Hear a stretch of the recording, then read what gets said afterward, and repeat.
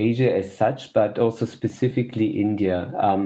We have a structure of smallholder farming, which is quite common, and that's unique if you compare that to the rest of the world. If you look into the United States, where you have huge farms, even Europe or Australia would be a little bit bigger, and we typically have smallholder farmers as family holdings, as communities, as corporations, which have field sizes of partially up to a hectare, varies a little bit with the region.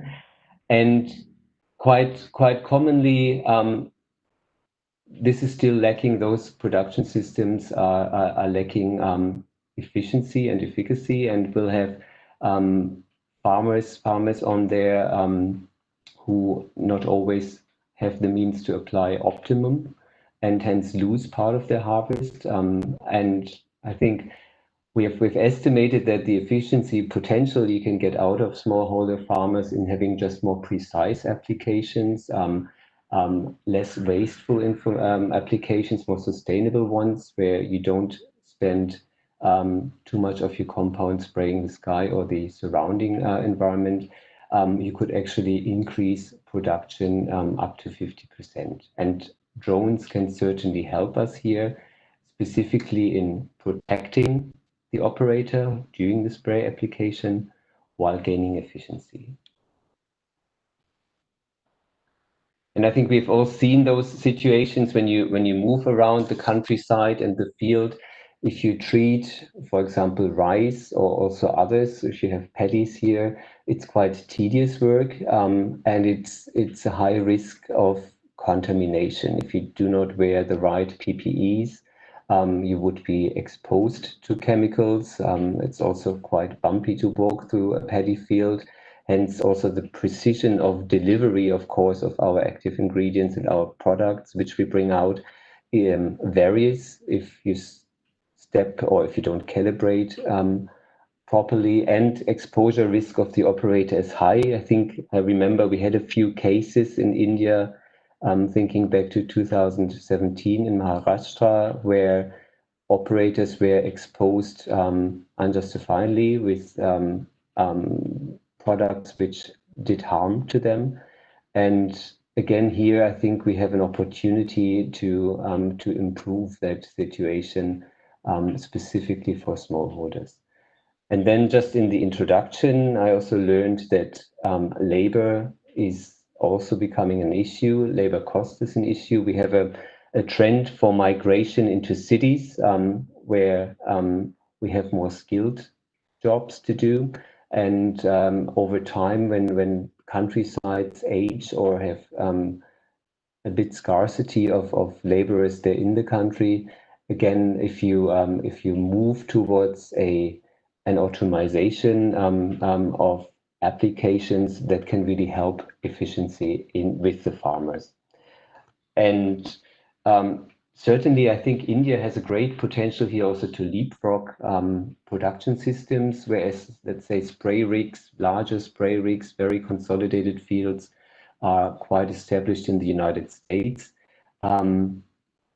Those investments are very heavy, and also looking into drone technology, potentially leapfrogging this technology of very big tractors, very big spray booms for certain crops, may be really to the benefit of the Indian farmer and also to the benefit of the respective income and safety. So what can drone technology bring to us? What can it help us with in supporting smallholder agriculture in India? Oops, it can lead to a much more precise application, because you can have constant parameters of drone flight. And with that, of course, efficiency becomes higher. You can treat fields a lot faster than with manual spraying. And most of all, and most important, the safety of the operator can be increased tremendously, of getting people out of the field who are poorly protected. you could have a machine doing those applications for them with more skilled pilots flying those objects. So that's a great opportunity to be more precise, to be more efficient, and to be more safe. A great transition and an opportunity to leapfrog other technologies, as I'm sure India is very capable of. When we look a little bit into the development and into cost, to do applications with flying objects is already quite common since almost 40 years. If you look into Japan, we had RC helicopters established in the regulations and also established in the fields. Those were very much requiring very skilled pilots and very expensive. So you were looking at a very, very big Mercedes to fly those objects. Now, drone technology has become a lot cheaper. It has been adopted. If you look into some figures here from China, the land adoption of using drones for treatment is almost increasing as much as computer power every year. Further, the price of drones have dropped significantly. If you just look into the right figure here, those almost 500,000 rupees is the price of a really advanced drone these days. It's purchasable for that amount.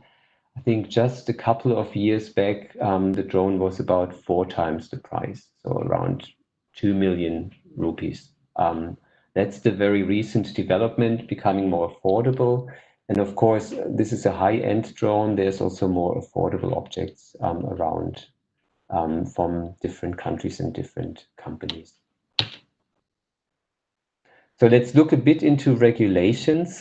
Drone technology is new, and regulations are certainly needed to make sure that this technology can be used safely and to the benefit of the farmer and also to the benefit of the society around that. I would take you through a little bit of a snapshot of the regulations around the world in this next section. If you look into building regulations, and this is part of our CropLife Asia SOP here, there are 3 very important elements for any regulation. You have as a basis for flying objects your civil aviation law. And I understand that's already a part where Indian regulators have looked deeply in, and it is regulated already also for drones. And then uttermost important is an SOP, a standard operating procedure, to ensure that the physical operation of the drone is conducted safely. And that's for spray operations for once, but that's also for any aerial photography or surveillance of drones. Those SOPs basically set the regulatory frame of which drones can fly at what conditions. And of course, for spray operations, this is also very important as it sets the boundary conditions of flight height and flight speed, which then has an influence on number 3. So that's the permission to spray, the permission to use agricultural products with drones, which are safe if you use them with trained pilots in the frame of the SOP, which again the government can set. So if it is certain that the drone is regulated in its overall mass, which is flying, in its flying speed, in its in the condition of certain wind speeds where drone flight is permissible, and regulating the operator who's permitted to fly the drones, I think then you are in good shape to look into the permission of the respective chemical spraying, which is number 3. So to recap, 3 very important components: civil aviation, SOP, and the permit for applying pesticides. And I have taken those 3 topics when you look into this table and provide you a snapshot of Asian regulations, of where we have respective regulations in place which permit drones. So if you look in the left column, this is your civil aviation law, number 1. If you look into the middle column, this is your SOP, your operations. And where it says spray, this would be your number 3, where spray application is permitted. And if every tick is green, the country has a full-fledged regulation in place which permits the use of drones for agricultural products on a daily basis. And you would see this here for 3 countries in Asia Pacific currently. Japan here is our clear role model. Japan had a proper regulation in place already since more than 30 years, regulating initially the RC helicopters, and they have extended and deregulated last year to permit the use of drones, in the sense that registered products have minimal additional data requirements to be able to be used in drones. Japan specifically deregulated to enable that technology. Korea is on a similar basis. The Philippines have recently published a green book where they regulate field testing with drones. You can apply for official use permits, and the process is on a good way for competition.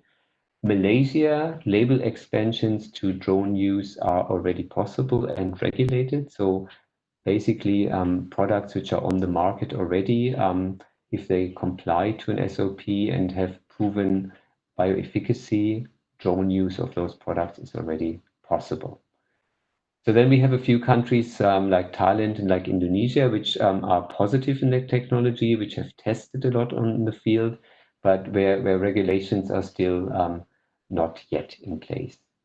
In India, I'm very positive to see very recent developments. There was a lot of work on drafting a regulation for the locust infestation as an exemption currently, but also working on the civil aviation and the SOP, the operator part, with a lot of energy in recent weeks and months.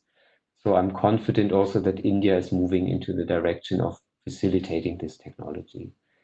China has done that. You have seen the numbers, and China has a model of adopting technology and drafting regulations later. So China has clarified civil aviation done, operations done. Up to today, there is no specific pesticide regulations, as the country tolerates to use any registered products in drones as of now. Potentially in the future, there will be specific regulations, but currently this is still pending while commercialization with drones is possible. So that gives you a snapshot of what's happening in Asia. And really, Asia here is the driver, it's most important. I give you an insight of other parts of the world.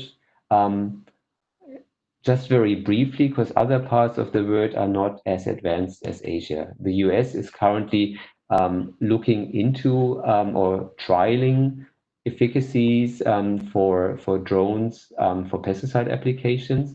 But as they have a very, very different farming structure, larger fields, drones were of less priority than for smallholder farming here in Asia Pacific. Brazil, I would like to highlight, has made specific moves. They have published a draft regulation now, and it's open for public commenting until the beginning of September. Other countries in Latin America and in America have not established regulations yet. Similarly, for Europe and Australia and New Zealand, Switzerland has published a drone regulations. Drone use is permissible. You can get a registration in Switzerland. The European Union has first started with a blanket non-approval, and now is looking deeply into using drones for special cultures. We have a lot of valuable wine grape growing on very steep, slopey areas, and drone use would certainly be helpful and safer than using helicopters here. So when building regulations, when I started out also engaging with regulators, of course, safety is uttermost important. So what we did also in the CropLife team and also from within my company is trying to find some answers to questions regarding regulations, which we're happy to share with regulators who are in the process of developing regulations to make sure that we address safety aspects holistically and then have a proper regulation which enables us to use that technology. Just a small recap, as we had just the number 1, 2, and 3 parts of a regulation, your civil aviation law, your operation, the SOP being uttermost important. And then it's a question of what additional data requirements do I have? What aspects are important for me from a safety aspect to take a look into? Operator exposure here, most important. What is the benefit to the operator? Human contamination is always key. Bioefficacy, of course, too, is the efficacy and is the residue situation comparable to my conventional applications, or is that any different? And do I need to take care of any off-target drift, for example, to prevent some phytotox risk to my neighboring fields? Those are important questions where we did some studies to find answers. And once those answers are there, the benefits of drones can be enjoyed. And this is certainly application efficiency. So 30 times better efficiency than manual applications. You can be a lot quicker. A lot of water saving potential. Only 3% of the water volume is used because formulations can be more concentrated. And further, the cost depends on your labor prices. Over the long run, gets cheaper. So we have some countries where the drones are clearly cheaper, even compared to spray rigs in the United States. Investment into drones is cheaper. And in India, there will be a break-even point, I think, at some stage. And very important from my perspective, as I also advocate safety and I'm responsible for safety in my company, operator exposure safety is really a key benefit of drone technology. So by driving regulations, framing the right regulations, focusing on SOP, on civil aviation, and looking into the data, we can enjoy the benefit of using drones in agriculture. And just as this first pillar, civil aviation, I leave to the specialist, is not up for me to talk about, but SOPs from a stewardship perspective are very important. And I would like to simply point you to CropLife Asia's standard operating procedure, which was a first draft to put the most important frame for drone use into a paper that's available. And I believe there's also a discussion paper which is being put together by CropLife India and which may be shared later in this conference today. Second, we looked a bit into the other aspects of drone regulations, and I would just like to briefly introduce that to you. Bioefficacy being an important one, conducted over tests in over 50 products in a lot of different trials all over the region. Tested operator safety specifically in a state-of-the-art operator exposure study. Tested the dietary safety aspects to check does residues which you have in your crops compare to your conventional application. And of course also looked into drift, doing a full-scale drift trial to see if there's any undue harm due to drift. And I would simply introduce the different spray modes and then share a few results with you. Certainly, if we look into standard applications with drones, it's spray applications. So you would have your fixed nozzles or drift reducing nozzle or variable nozzles as you see here. And those are very much comparable to ground spraying, more or less, to backpack spraying or a spray boom. Not really comparable to aerial spraying by airplane or by helicopter, where drift is a lot larger than with this drone, specifically as you have a downwash by the rotors, which push the liquids and the chemicals downwards strongly. Other forms of applications which do not drift at all would be dripping. If you have rice paddies, for example, and you would like to apply a rice herbicide, you could drip your formulation into a rice paddy. Or it could be even dry, so you could spread granules or you could spread seeds by granule spreaders with drones, gaining some precision there. And just an overview coming back to the efficacy trials. As mentioned, we tested more than 50 products. And if you look to the right, the good news was that products off the shelf, so those are not special products, the large majority of those products were fine for application with drones. They showed efficacy. Very few did not work. There were some SL formulations which did not work. And there were some formulations, like some WPs, which needed additional measures, for example, a mesh in the tank to avoid clogging of the nozzles. But the majority of available formulations on the market was compatible with drones. Coming to yes? Dr. Okay, sorry to interject. Could I request, in the interest of time, if you could speeden up a bit? You could, Of course. yeah, Of course. Then let me just simply jump to the results of the safety trials. So if you look into bioefficacy, I just mentioned that you have most of the products are efficacious. If you look into operator safety, there was a very clear picture that the drone, if you benchmark that compared to a conventional sprayer, is up to 100 times, at least up to 100 times safer, less operator exposure.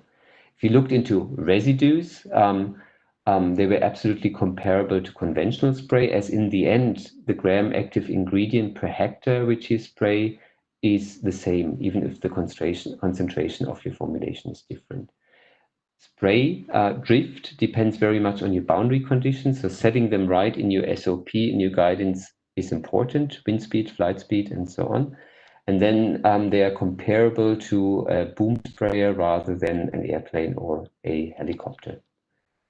Let me jump to the mother regulations. If you wrap up regulations in our region, Japan is the country which has been most advanced. They have 30 years of data set on residues and efficacy trials. And let me just also, for the sake of time, jump to the conclusion there. Japan deregulated recently and concluded that if products are registered already in your country and have done residue and efficacy trials, there will be no more need to repeat them by drones, as results are usually comparable. What is important is to check for phytotoxicity, as the concentration of the formulation will be different. So that just highlight the most advanced regulations in the world currently is Japan, and that gives a very good reference here. So for the sake of time, let me wrap up. We have taken a view on regulations, we have taken a view on safety, on data, and I believe India is already on a good way to establish regulations very soon with the very recent developments. And that would bring us into the position to enjoy the benefits of drones for specifically smallholder farming in South Asia, in India, conserving water, conserving costs, being a lot more efficient and efficacious, and having the potential for labor saving if future migration to the city is ongoing, while certainly being a great benefit of protecting the operator for safety reasons. And with that, I would very much like to thank you for the invitation today and thank you for your kind attention. Would be open to questions, and if time permits, could also show a brief video. I leave that to the organizers. Thank you. Thank you, Dr. Okay. That indeed was very comprehensive, and you just juxtaposed a lot of regulation across Asia and what is permitted where in which country. And I'm sure the audience has benefited greatly out of your presentation. Now, moving forward, as was mentioned earlier, CropLife India and FICCI have jointly come out with a technical discussion paper on drone usage for agrochemical spraying. So in order to release that paper today, may I request Dr. S.K. Malhotra, Agriculture Commissioner and Chairman, Registration Committee, Ministry of Agriculture, and Ms. Shomita Biswas, Joint Secretary, Ministry of Agriculture, Shri Ambar Dubey, Joint Secretary, Ministry of Civil Aviation, and Dr. K. Alak Sundaram, Deputy Director General, ICAR, to kindly unveil that paper.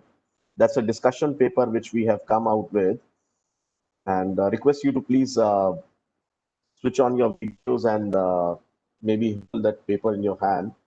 So, Ms. Shamita Biswas, could I request you also to please switch on your video and hold that report? So, this is the discussion paper which we have come out with based on the inputs which we received today and the discussion which happened. We will come out with a detailed report later on and submit to the regulators and the respective government departments and ministries. So we have put it on the screen for the benefit of audience.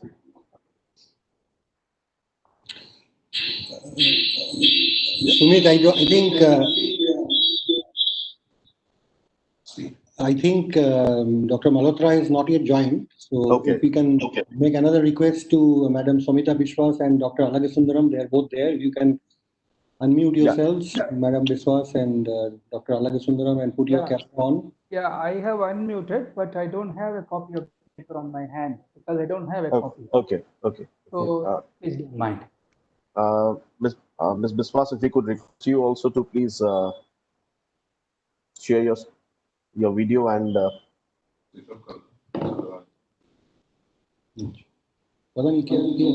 can't speak. Okay.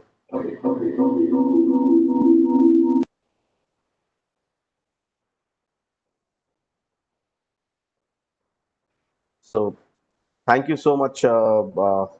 Thank you, Shri Ambar Dubey, for kindly unveiling this. And now moving forward, we have the next topic is importance of drone technology in India. And I request Mr. Rajan Luthra, who is the chairman of FICCI Drones Committee, to make a brief presentation on this. Mr. Luthra, over to you. Thank you, Sumit. Thank you, Asatara and Dr. Work. I'm not able to present my screen, Sumit. Can you just have the screen being shared, my presentation being shared, please? Sure. I'll So as we have seen, okay, Sumit, I'm doing that right now. Okay. Just confirm to me once we are sharing this. Yeah, it is there, Rajan. Please go ahead. So as we just heard, drones have really a wide application in the field of agriculture, and we will be talking about that. But I will be covering a little more about the drone technology and how it is taking shape in India, and how are we really going to become the hub of drone innovation is something that we heard the Honorable Minister for Civil Aviation unveil a document on 16th of July. And as part of that, I think the key word was, let's collaborate to make India the drone hub of the world. This collaboration between the startups, between the industry, between the government stakeholders and the academia is really coming on at full speed. And we have the whole ecosystem in India now geared to make this vision come true. We have more than 150 drone startups in India. Just in context, even Israel, which was kind of the very first country to start drones maybe 30, 40 years back, has only about 200 startups in the drone ecosystem. US also has a similar number around the same broad range. We also have very significant interest from large corporates, and even from an end user perspective, all the top management is now looking at drones as a key area of technology to leverage for various applications. The figures here that I've quoted with regards to the drone industry are about 2 years old, and I think these figures will, in most likelihood, get surpassed despite all the challenges that we are facing around us in the economy. This is both defense and commercial drones, but I think if we look at purely the commercial drones in USA alone are expected to contribute up to $46 billion of annual impact in the GDP. And I think the opportunities for us to really leverage drones for mass benefit, as we will talk about. If we really see from a FICCI perspective, we have been kind of trying to support the industry, the startups, as well as the end users and the government agencies in coming out with various aspects of how do we ensure that the regulatory environment is supporting the ecosystem in a comprehensive. Just in this year, in the last 7 years, we have undertaken significant actions, including release of reports, including having our committee meetings with inviting most of the startups which are out there, and also working with various industry bodies and government agencies in helping this ecosystem drive forward. We've had this event which was planned in March as a physical event, but had got delayed. And today I'm very encouraged to see more than 500 participants today live on this event, gaining from the joint webinar that we are having along with CropLife. These are all made possible because we have a very encouraging environment from the government side as well, from both the minister himself down to the entire ecosystem in the government agencies has been very supportive in the last few months, and we are seeing a lot of progress being made. The same report that was released on 16th of July covered a very large amount of progress that had been made on the regulatory aspect.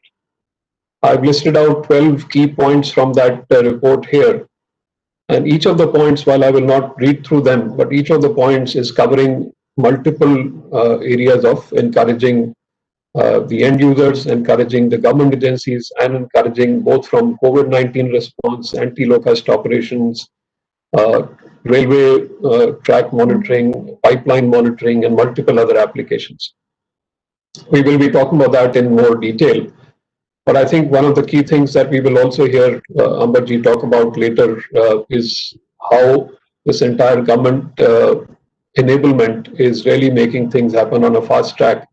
But I think most importantly, the regular interactions which are happening in a very formal, informal manner combined is really to understand the specific industry challenges and have very, very prompt corrective actions taken thereof.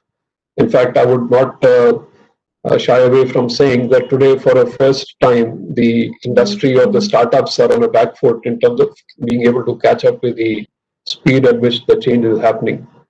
We, in the last few months, as I've mentioned, have released a couple of documents as recommendations to the government, and many of these recommendations have already been accepted. If you move forward, specific to agriculture, which, as Asitava also mentioned, there is this whole opportunity for us to double the farmers' income in India.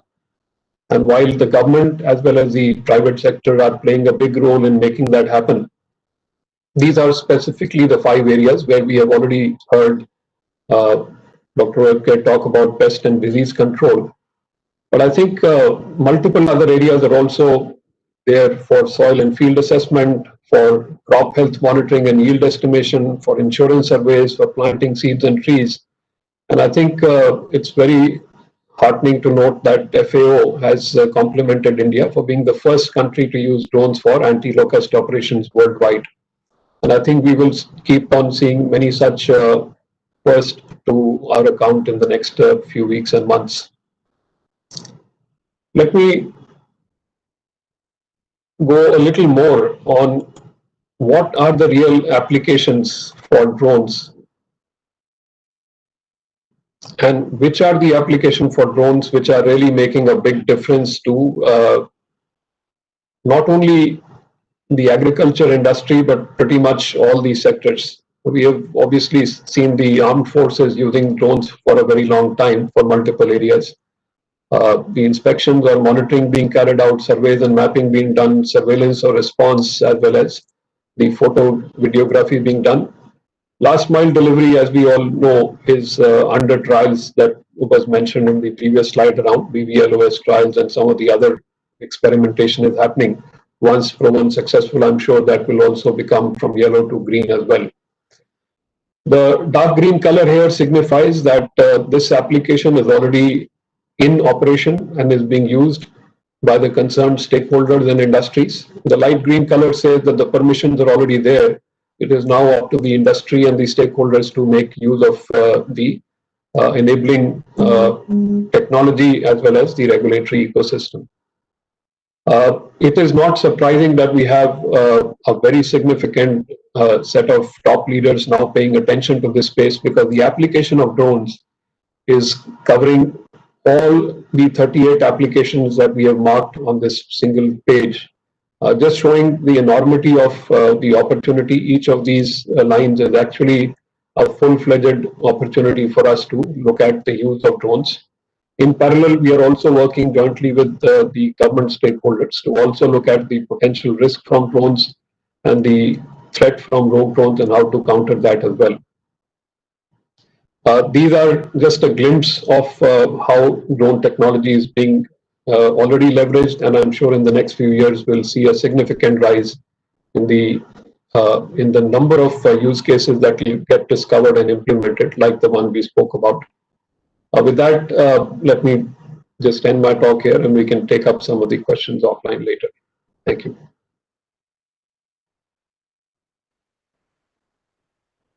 Thank you, Rajan, for sharing some of the use case application of drones across various sectors.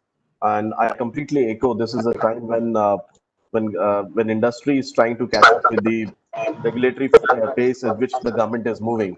And just to talk a little bit more about that, it's a great honor for me to have to invite Sri Amber Dubey, Joint Secretary, Ministry of Civil Aviation, who will be talking about drone regulation in India, emerging issues. Over to you, Sri Amber Dubey ji. Thank you so much, and I congratulate CropLife and Vicky for getting this organized. I see there's a very large number of participants. 532. So a very good morning to all of you. I think this couldn't have come at a better time. Agriculture, as Rajan also, my good friend Rajan also mentioned, it's absolutely a focus area. We've seen it in the case of the locust stops and then various other quick changes that were done literally on the run within 24, 48 or 72 hours. Including approvals by a minister at late night at his home. So that just shows how much, I mean, we don't need to, in fact, even emphasize how important farmers and agriculture are to India. And I'm so happy to see that technology is finally going to the villages because the general tendency is that money and talent and technology only favors the rich and the famous and the ones in the big cities like us. And it's I get so heartened to see very, very big companies and very sharp youngsters from some of our best colleges, okay, actually working on solutions for the farmers and coming up with these wonderful products. I mean, it's, as an engineer for me, an engineer and a finance man for me, it's so exciting to be as part of this revolution. Of course, our role is more of a facilitator. We are bystanders and facilitators and not the doers. The real doers are those who are there on the screen right now. So, or I would like to give a long speech. I love the sound of my own voice, so I can go on and on for hours. I'll stop, and I would rather make it a little more interactive. Maybe Sumit or Rajan or Asitawa, if you can ask 3-4 questions, then I can tailor make my talk time around that, rather than going on and on about how great a work the government is doing. Sumit? Yeah, thank you, sir. I think I already have one question. Somebody was asking, would usage of drones, specifically in agriculture sector, would it take away the jobs? So, is it a myth or is it really a cause of a concern? Yeah, let me be very blunt. Yeah, फालतू के सवाल नहीं पूछने का. Don't waste my time. Don't waste your time. Let's move on to the next question. Okay, so can I to send one more question? Is there any question? I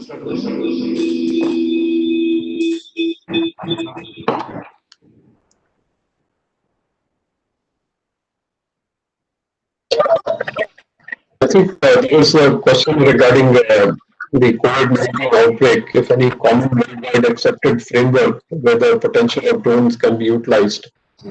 I think so, especially sorry, is that Raju speaking? Voice is breaking. Is it better now? Little better, yeah.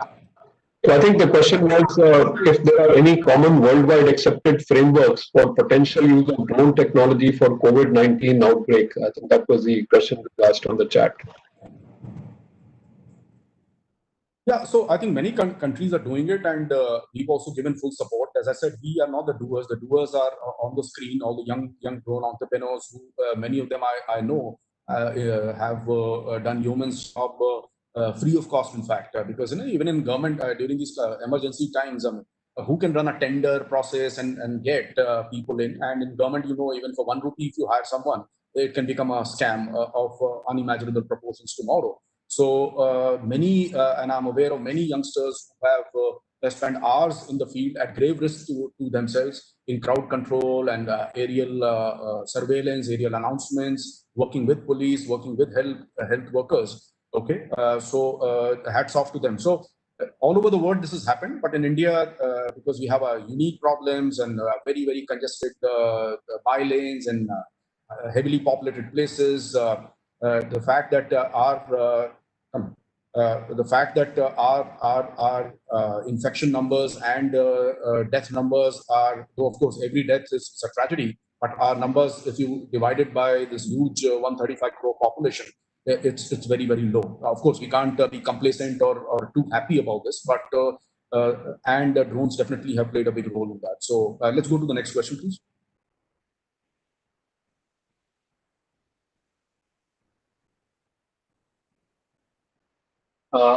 Ambar, I have a question. Ankit here from Idea Forge.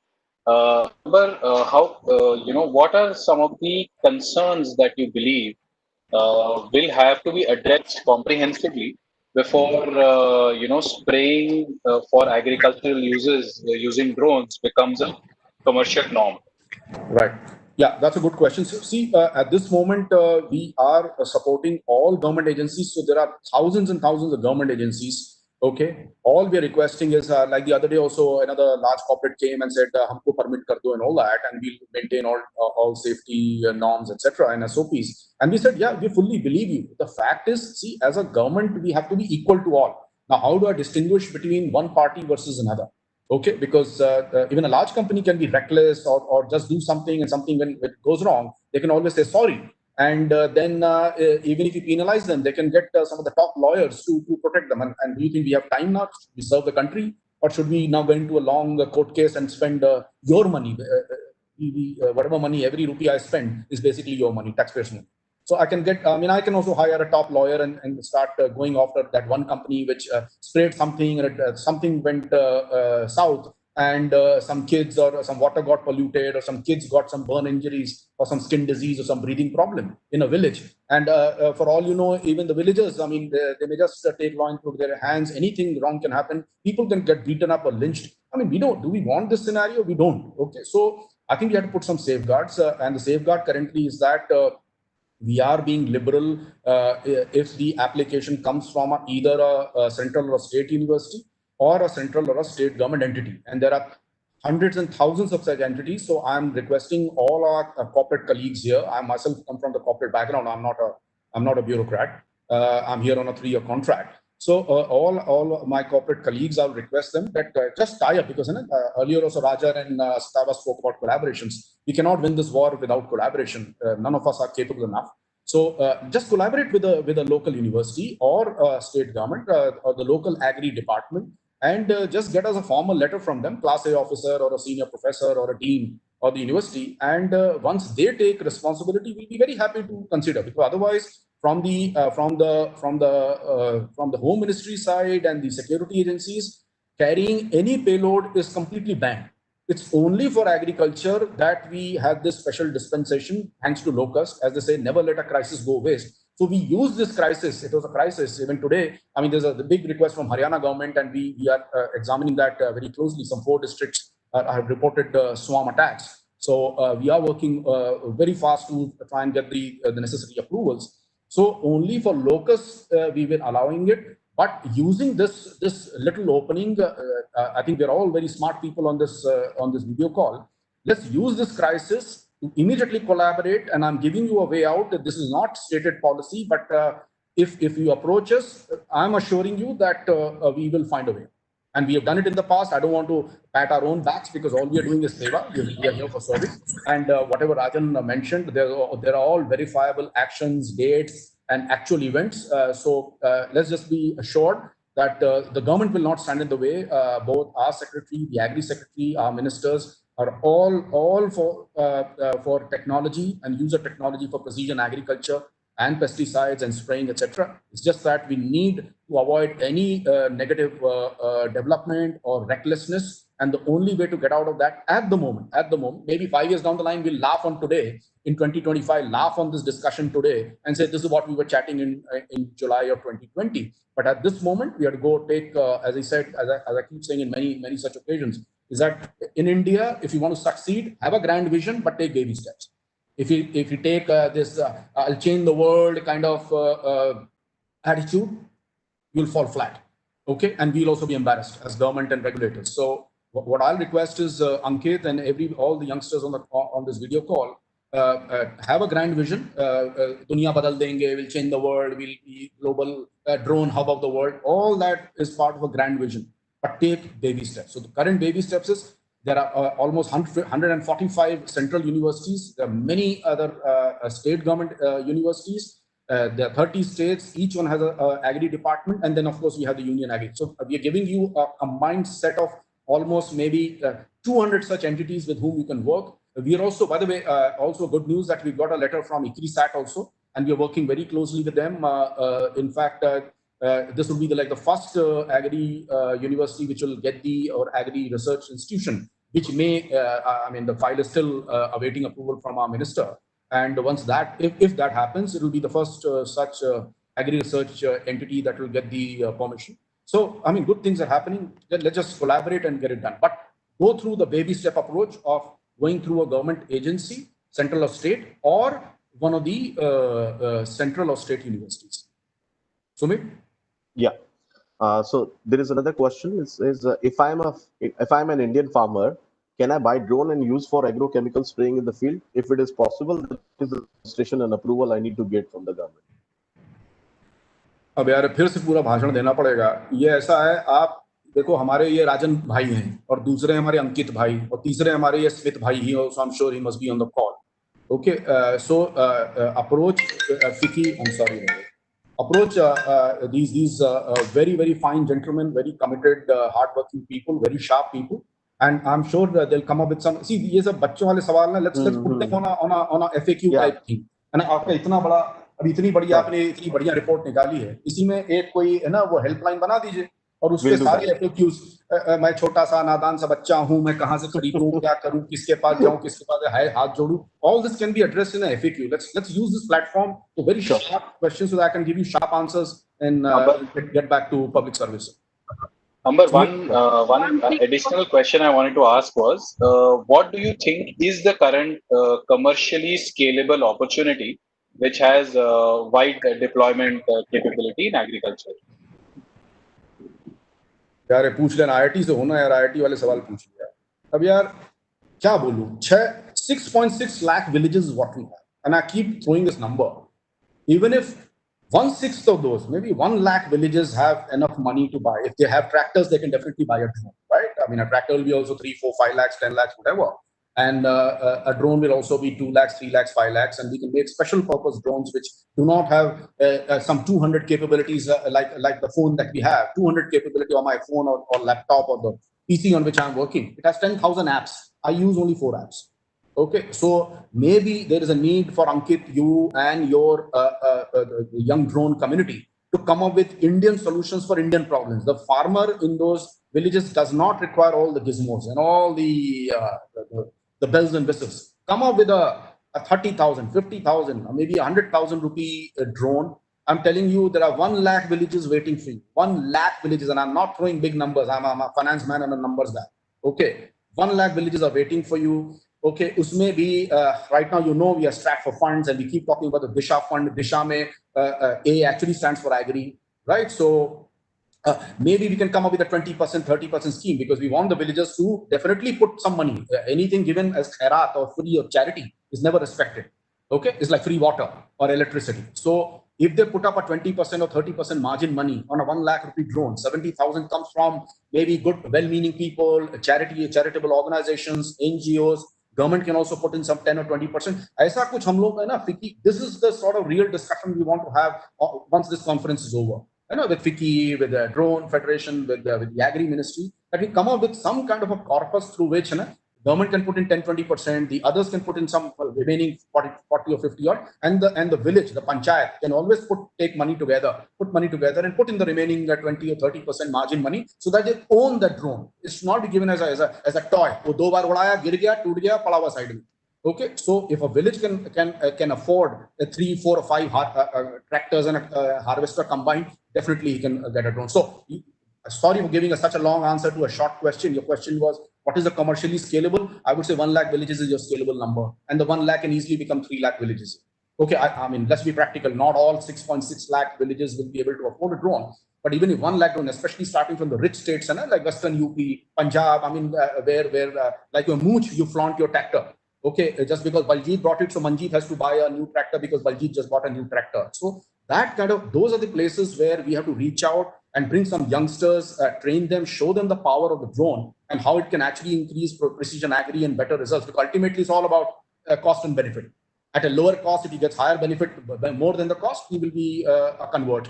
Once he converts, if a few villages in Haryana, Punjab, or South or Western UP get converted because they have money to flaunt, okay, then I think it's scalable on its own, because villagers also have their own WhatsApp. Let's not forget, they also have their own social media. Ankit? A quick question, Mr. Amber, is since there is a continuous engagement and synergy between Ministry of Agriculture and Ministry of... Introduce Kavi, ma'am. Aapka shubh naam kya hai? Good morning, sir. My name is Sangeeta. I am from Crop Life Secretariat. I mean, I belong to Bayer Crop Sciences. Can you hear? Hello? Ji, bataiye. Sir, Ministry of Agriculture or Ministry of Civil Aviation are major partners in engagement and synergies. और आपने अभी इतना definitely a lot of context दिया भी है. So how do you advise and see the role of MOA or DGCA along with MOAF in collaborative ecosystem to enable this drone application technology in agriculture and specifically for crop protection, sir? मैं समझा नहीं, आपने बड़ा consultant वाला सवाल पूछा है. I didn't get the specific. मतलब मुझसे क्या जवाब चाहिए आपको? Sir, एक collaborative platform, do you foresee or what is your guidance between Ministry of Agriculture or Ministry of Civil Aviation के अंदर कुछ बना सकते? Okay, got it. See, collaborative platform, paradigm shift, ये सब है ना. In my consulting life, I used to use these words a lot. But है ना, धंधे की बात करते हैं. जब लोकस में करना था तो मैंने बताया ना, 20 मई को एग्री की चिट्ठी आई थी. अतीश भाई हमारे, अतीश चंद्रा जी वहां ज्वाइंट सेक्रेटरी, और उनकी 20 मई को चिट्ठी आई थी. 20 की रात को मंत्री जी के घर भेजी गई, 8 बजे रात को उन्होंने साइन किया, अगली सुबह 9 बजे हमारे पास आ गया. ओके, और उसके बाद दोपहर तक हमने इशू कर दी थी 21 मई को. ये these are all in the public orders, they are all on our website. So we don't need any platform, we don't need any collaborative platform. We pick up the phone and speak. We are all brother ministries, we are all public servants. You are the public, we are the servants. You pay my salary when you pay your taxes. I hope you paid your taxes on time. So sorry for sounding a little confused, because I'm confused with this question, because there is no collaborative platform required. एक ये जो webinar हो रहा है, this is also collaborative platform. You have every senior person from the industry, regulators, and the government on this collaborative platform. This is both collaborative and a platform. तो कितना time लगा? एक WhatsApp आया था कि भाई ये 10:30 बजे आप थोड़ा टाइम निकालिए, उन्होंने टाइम निकाल लिया. So as I said, let's avoid big words. Let's just do धंधे की बात.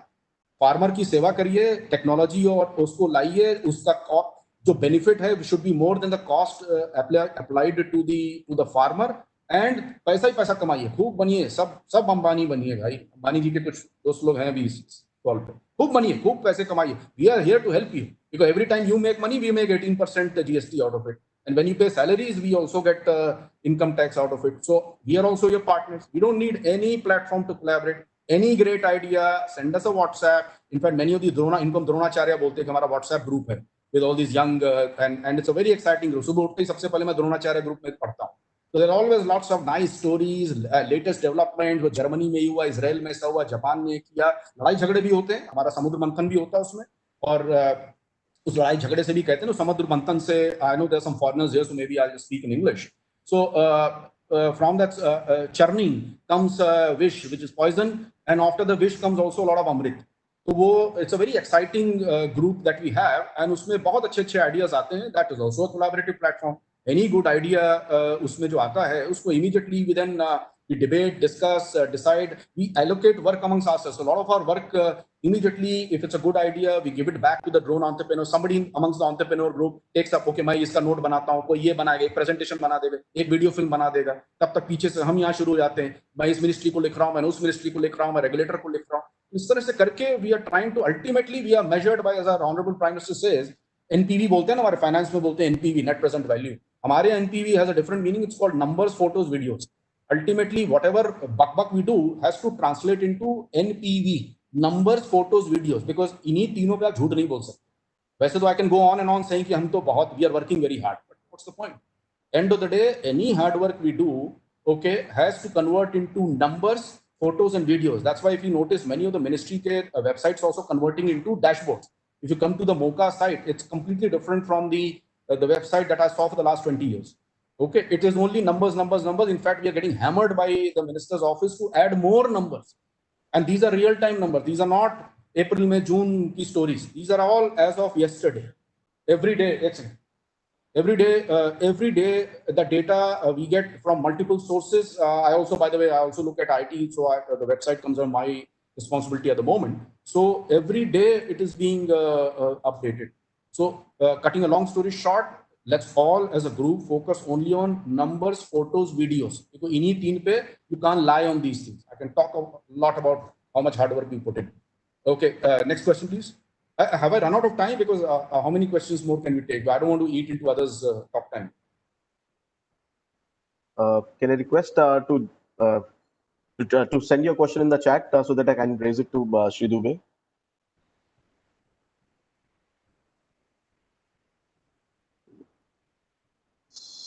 Sir, this is there's a question, but again, it looks like a technical one. I'll just read it out in case you would like. But it looks like the too technical don't ask, because I'm the least technical. I have no shame in making public display of my ignorance and say IDK. I don't know.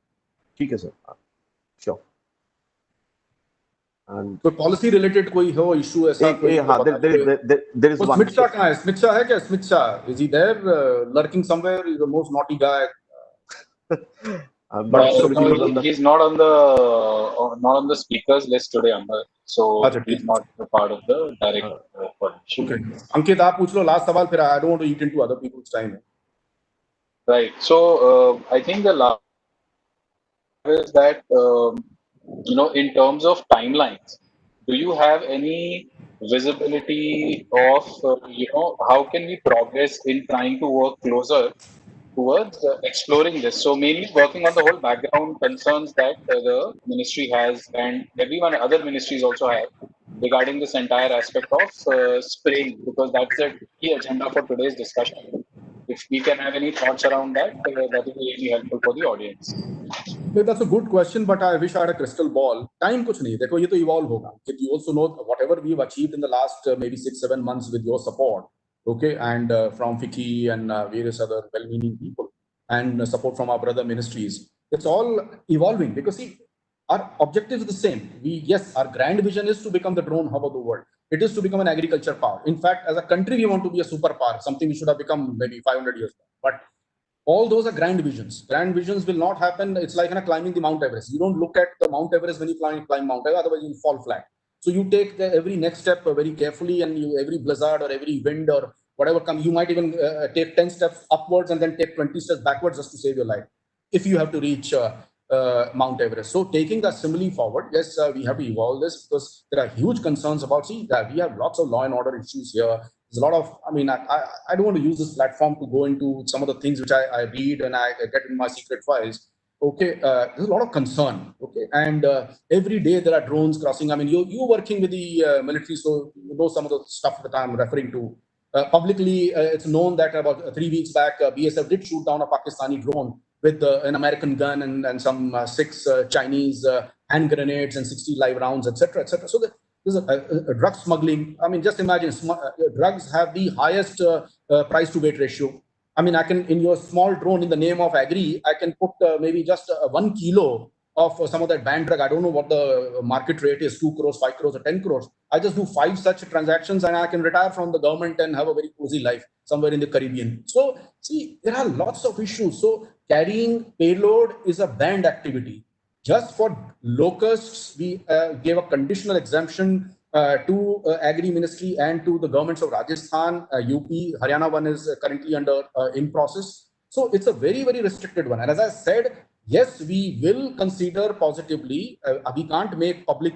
I mean, this is not a stated policy. We can't just state it on a public platform just like this. So, but we will be very, very supportive. You come to us, but it's just that you have to come with a backup of, I know I'm being repetitive for the 4th time, with a central or a state agri department, or with any of these central or state universities. There are 145 plus central universities, and state universities might be maybe another 500 odd.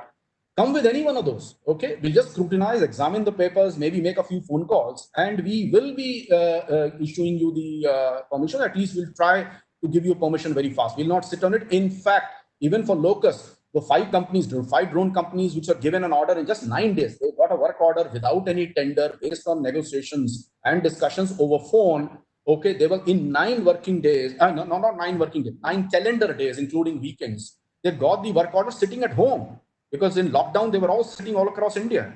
This happened around the 6th of June. It was a Saturday, I remember. Late Saturday evening, 5 drone companies got 5 work orders of 25 lakh each, sitting in their homes. We hadn't even seen them. It was all based on paper submissions, emails and phone calls, and long arguments and discussions and logistics planning over phone calls. They never even came to Delhi. I mean, I keep hearing, you have to go 20 times to Delhi, 30 times to Delhi, and do all this dua, salam, namaste to people, make them feel important to get your 2-line approvals and chitti. This was a work order given without a tender, because this was a national emergency, sitting at home. People got it at home, and from there they were told that by 9th night you have to reach certain districts in Rajasthan. 5 districts were allocated to the 5 companies. All this has happened. It's all recorded. It's all known. All this is verifiable information. So I think this should give you the confidence, because we can only talk about facts and figures and measurable facts. So this is a measurable fact. We've given it in the past. Why would we not do it in future? Please come to us by email. No need to come to Delhi or do dua, salam, namaste, make us feel important, praise us, admire us. Don't do anything. And you don't have to pay a penny. An email doesn't cost anything. You don't even have to send a registered letter. Just send us the emails, just send us the documents. We'll do our own examination, verification, and some calling left, right, and center. And if everything is kosher, you'll get your permissions sitting at home. Thank you so much. Thanks a lot, Amber. Sumit, please. Yeah. Thank you, sir. Thank you for addressing some of the questions. I know some of them were technical, which I did not raise. But what we will do is, post today's discussion, we'll create a comprehensive report, and some of the pointers which emerge out of it, we'll come to your office and discuss with you, seek your further advice and guidance, and take it forward. And thank you so much for kindly sparing your time. Whatever you send, Sumit bhai, whatever you send, not more than 2 pages. Not more than 2 pages. Sure, Anything more than 2 pages, not read it. Not read, actually. Sure. So, sure, sir. Sure. We'll keep that in mind. Okay, sir. Sure. Thank you so much, sir. Thank you for joining us today. Yeah. Thanks. So, moving forward, now I request Ms. Shwamita Biswas, Joint Secretary, Ministry of Agriculture and Farmer Welfare, to share her perspective. She'll be talking on use of drone application in agriculture, regulators' perspective. Requesting you, Ms. Biswas, to kindly share your perspective. Over to you, ma'am. Can you hear me? Yes, ma'am. Yes, ma'am. You are audible. Yeah. So I think regulator perspective, at the outset, I would like to thank Crop Life India for having invited me in this webinar. It's a really learning process for me as far as drone technology is concerned. At the same time, I have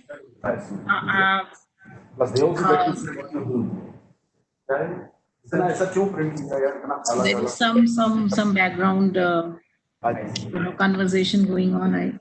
Can I request everybody to please put their mic on mute? Requesting everybody to put their microphone on mute, please.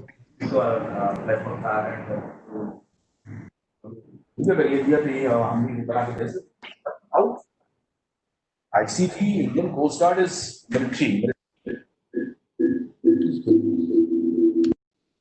Can you please put your microphone all on mute, please? I think it is Mr. Dubey's one which is coming out with the voice. Oh, okay. It's muted now. It's muted now. Sure. Ma'am, please go ahead. Yeah. So regulator's perspective, the subject has been assigned to me. I think regulators' perspective have already been covered by Mr. Dubey, because basically Civil Aviation Ministry is the authority ultimately looking at the regulation aspects of drone, the use of drone. I would be basically sharing my own thought process as to how and we can sort of leverage this technology for agriculture sector per se. And at the moment, I've also had a discussion with the expert committee, which is preparing a report on the drone technology, pesticide use of pesticide, and they are in the process of finalizing that report. And so therefore, this is one aspect of agriculture where drone can be used. But what I feel is that this technology, yes, it is being used in other sectors, whereas as far as agriculture is concerned, as rightly pointed out by Mr. Dubey, this has been with special permission. This has been used for control of locust, and so we needed a special permission for that, because the issue was so critical, and rightly this technology came in our rescue, and we could control that problem last year. So now, but I would like to say that yes, this is one application of drone as far as agriculture is concerned, but there are other aspects also where probably we should start working on, because what I learned from different experts and fora, that there are areas. In fact, the PwC also has made some analysis on that there are areas where drone technology can be used besides use in pesticide spray. So, for example, and when we are talking about doubling of farmers' income, we need to take into account all kinds of inputs, including pesticides. Pesticide is important, but there are other fields where the drone technology, if used, then definitely farmers probably can be benefited. So which category of farmers can be benefited, how they can be benefited, that we can discuss later. But let us, as a little bit, maybe many of you probably are aware that kind of technology which other countries are using drones for, and in India also it can be used for, provided we have that kind of drone based technology, drone mounted technology, if those kind of technology can be developed. One is that soil and field analysis. If this kind of analysis, drone mounted technology is used, drone the useful in planning seeds, planting pattern, and soil analysis can be done, and soil analysis through the data provided by the drone-enabled technology. So this can definitely help us in irrigation, the level of irrigation, the quantity of irrigation, and nitrogen level management. It also can help us in nitrogen level.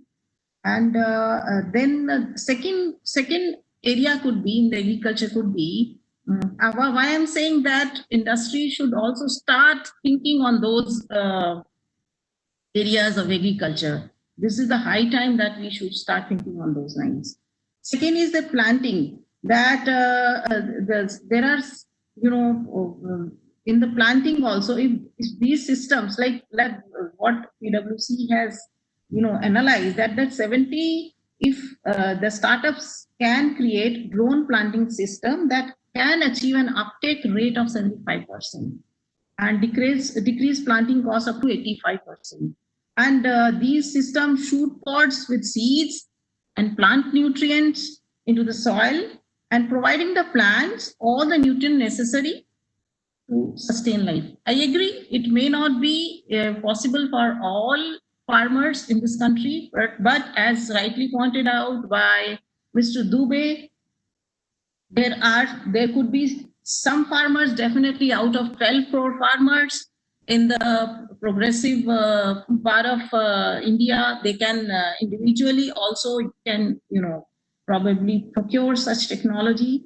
But there are ways and means to help the other small and marginal farmers also that we can, I can come on at a later stage.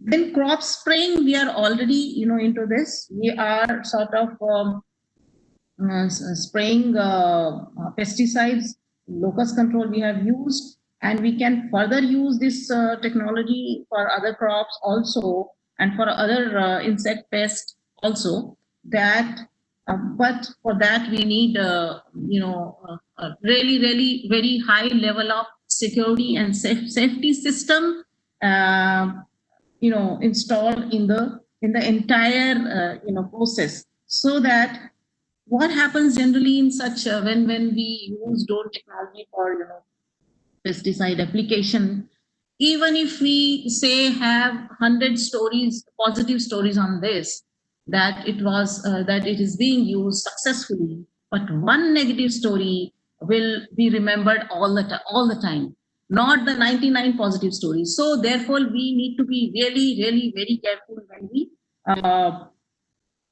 when we propagate this technology across the board.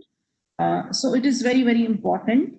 And then there is another area of agriculture, probably drone technology we should be working on, is crop monitoring system and developing crop monitoring system. There are, time series animations can show the precise development of crop and reveal production inefficiencies. Then irrigation. See now, there are in our country, there are areas where dryland farming is going on, or rainfed area are there, where and water table is going down and down. That is also a fact of the matter. So therefore, use of drone technology in efficient irrigation can help the farmer. At the same time, crop health is another area where this technology can be used. And if crop health is assessed at the right time by the farmer, a speedy response can save an entire crop of farmer with the help of drones. So these are the couple of things which I thought I would be flagging. Maybe many of you are already aware, but I think we need to start working on these aspects of agriculture also, if at all we want to help the farmers of this country. And again, the safety security issue must be addressed first. Then only probably we should be going in for the popularization of this technology. Because I also learned that most drones are imported, and we have this import restriction also on this, and therefore on that count also we need to think, and I would like to call upon this industry body that how we can develop an indigenous technology, particularly in the agriculture sector, wherein these kinds of drone enabled technology can be used for increasing the productivity and production of crop. So then another area which is very, very important in my opinion is that probably we may have in future a very safe and secure drones. However, the capacity building of all the stakeholders down the line, including farmers and including the drone, the operators, pilots, orientation of the entire, people who are involved in this entire process, they should also be oriented. Their capacities should be built, and rigorous training program should be given so that if accidents can be avoided completely. And probably a hybrid model also can be another way to think on use of this technology. Hybrid model is partly unmanned drones, and partly partly at the field level some kind of technology where absolute unmanned vehicles are not feasible. In such area we can sort of think of hybrid model also. Now coming to the issue of small and marginal farmers. Big farmers, yes, if the technology is proved to be safe and secure and proved to be really efficient, the bigger farmers probably would come forward, provided the industry can showcase their product in an appropriate way to them. But when we come to small and marginal farmers, and in our country, almost 80% of our farmers are small and marginal. So what I'm trying to say, once this technology is foolproof, we can then have this particular thing also in a way of custom hiring concept we can develop in drones also. We have a scheme already wherein we are supporting small and marginal farmers through custom hiring centers under some mission on mechanization and technology in agriculture. So there we are basically helping the farmers. Very rightly pointed out by Dubey, कुछ भी free का होता है तो उसको respect नहीं किया जाता है. So therefore, in our scheme also, 40% share comes from the farmer, and rest comes from the government. So this is a kind of thing. So once this technology, is proved to be really, really foolproof, then the stage will come wherein we would like to include this particular technology in our spam scheme also in our so that we can help the small and marginal farmers through custom hiring centers. Another area probably should be that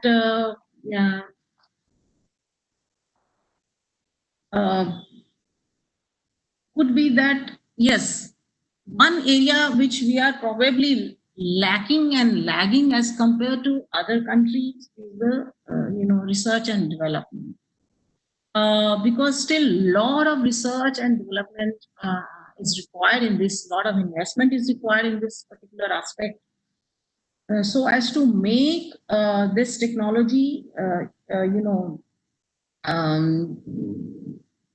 used in more, popularize and make this technology, applicable for the agriculture sector.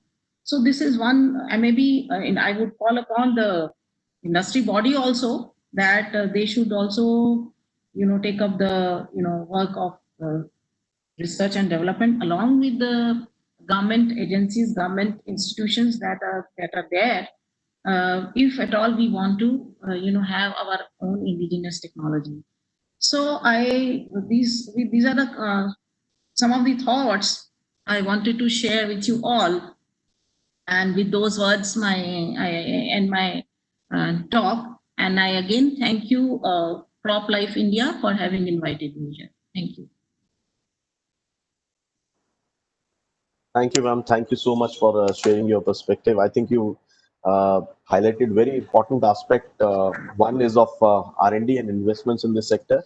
R&D is essential. I mean, for a nascent sector to develop, a lot of research needs to go into it, and which definitely needs investment. And as an industry body, FICCI and Crop Life together, we would definitely take steps in that direction and try and enhance and work jointly with your office and with Ministry of Civil Aviation to enhance further research and development in this country. And the capacity building part, which you also highlighted, ma'am, that's equally important. And with those words, I thank you once again on behalf of FICCI and behalf of CropLife for kindly sparing your time, sharing your vision with us. At the end of the program, after the program, we'll come to your office with some of the takeaways from the discussion and seek your further guidance to take it forward.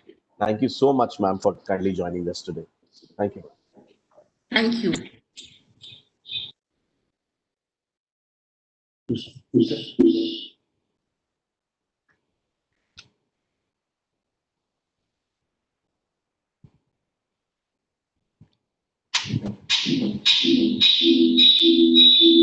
Mic बंद करो थोड़ा एक minute.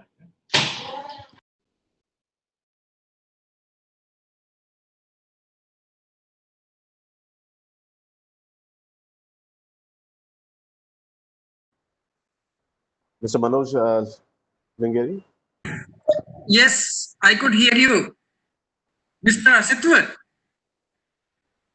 Please request you to please deliver, Mr. Manoj Lengri, I request you to deliver the vote of thanks. Okay. Yeah, good morning, everyone. Dr. Malhotra just joined. Can I ask Asitawa to formally welcome him and we'll hear few words from him? Hello. Yeah, thanks Manoj and Malhotra Saab. Thank you very much for coming, and I believe you have been attending from the very beginning and patiently listening to all of us. Thank you very much for joining. We also had Dr. Alagasundaram, who also joined a little later, so welcome to him as well. And we look forward to hear both of your perspectives a little later. Manoj, please go ahead. Yeah. Good afternoon, everyone. On behalf of Crop Life India and FICCI Drone Committee, I would like to thank all the speakers now. To start with Dr. Bjorn Rocky, who is the head of regulatory affairs in Singapore, for giving us the overview on the regional or the Asia Pacific use of drones as well as in global. He also talked about the use of drones, need of drones for use of pesticide application, how suitable it is for the Asia Pacific countries, especially India, because of the small land holding farming, the advantages it offers, mainly the operator exposure, the efficiency it brings in, the precision which provides it provides for agriculture. So these are the key benefits which he brought in. He also touched upon the regulations for pesticide applications in other countries, starting with Japan, and how the regulations have evolved, and the need of, say, based on the available information, the use of drone can be really comparable with the knapsack sprayers, and available formulations are fit for use. So he emphasized on those regulations. Thank you very much, Bjorn, from CropLife India and FICCI Drone Committee on this. Then Ms. Rajan Luthra, FICCI Drone Committee Chairman. Thank you very much for providing the insights into the drone use applications in agriculture. He talked about its use in more than 38 sectors in agriculture, and also about the speed in which the government has brought in the regulations in consultative mode with the various stakeholders.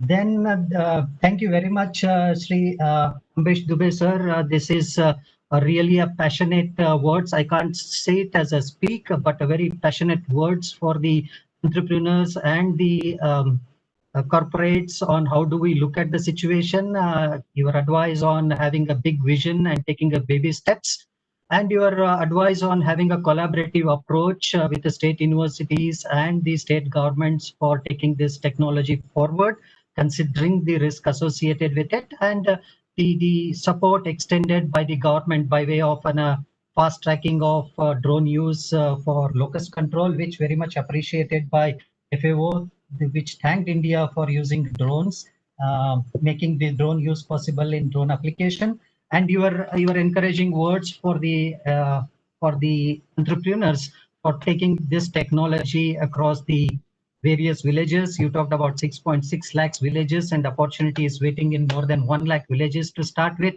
And your support, your encouraging words for the support for taking this technology forward. So thank you very much on behalf of CropLife India and Piki sir. Can I just have a quick word?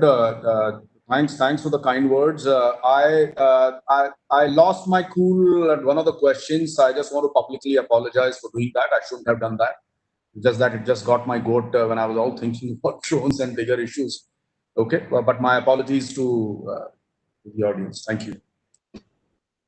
Thank you, sir. Then Mr. Shamita Biswas, Madam, the Joint Secretary, Mechanization and Technology from Ministry of Agriculture. Thank you very much for your words on the need of the agriculture, use of technology in agriculture, especially not only in agriculture spray operations, but also in areas like soil analysis, which will help in planning the irrigation and fertilizer activity. You also stress upon the need for use of this technology in planting operations or in crop spraying, keeping safety and the security in mind. You really talked about the guidelines being framed by the ICR drone committee on this, which will be coming up with it, with the report shortly. And also you talked about the capacity building with all the stakeholders, especially on the training aspect of it, considering the hazard or some of the accidental hazard associated with it. So that will be taken, and having this use of some of the government schemes for taking up this technology forward, and also R&D activities with the government institutes. So thank you very much, all the speakers. I thank again on behalf of CropLife India and the Piki Drone Committee for your valuable words and valuable time in this webinar. Thank you, Mr. Dingley. Thank you for your proposing word of thanks. Now we move on to the next session, which is a panel discussion. And the topic is drone application, regulatory perspective, operations and stewardship issues and way forward.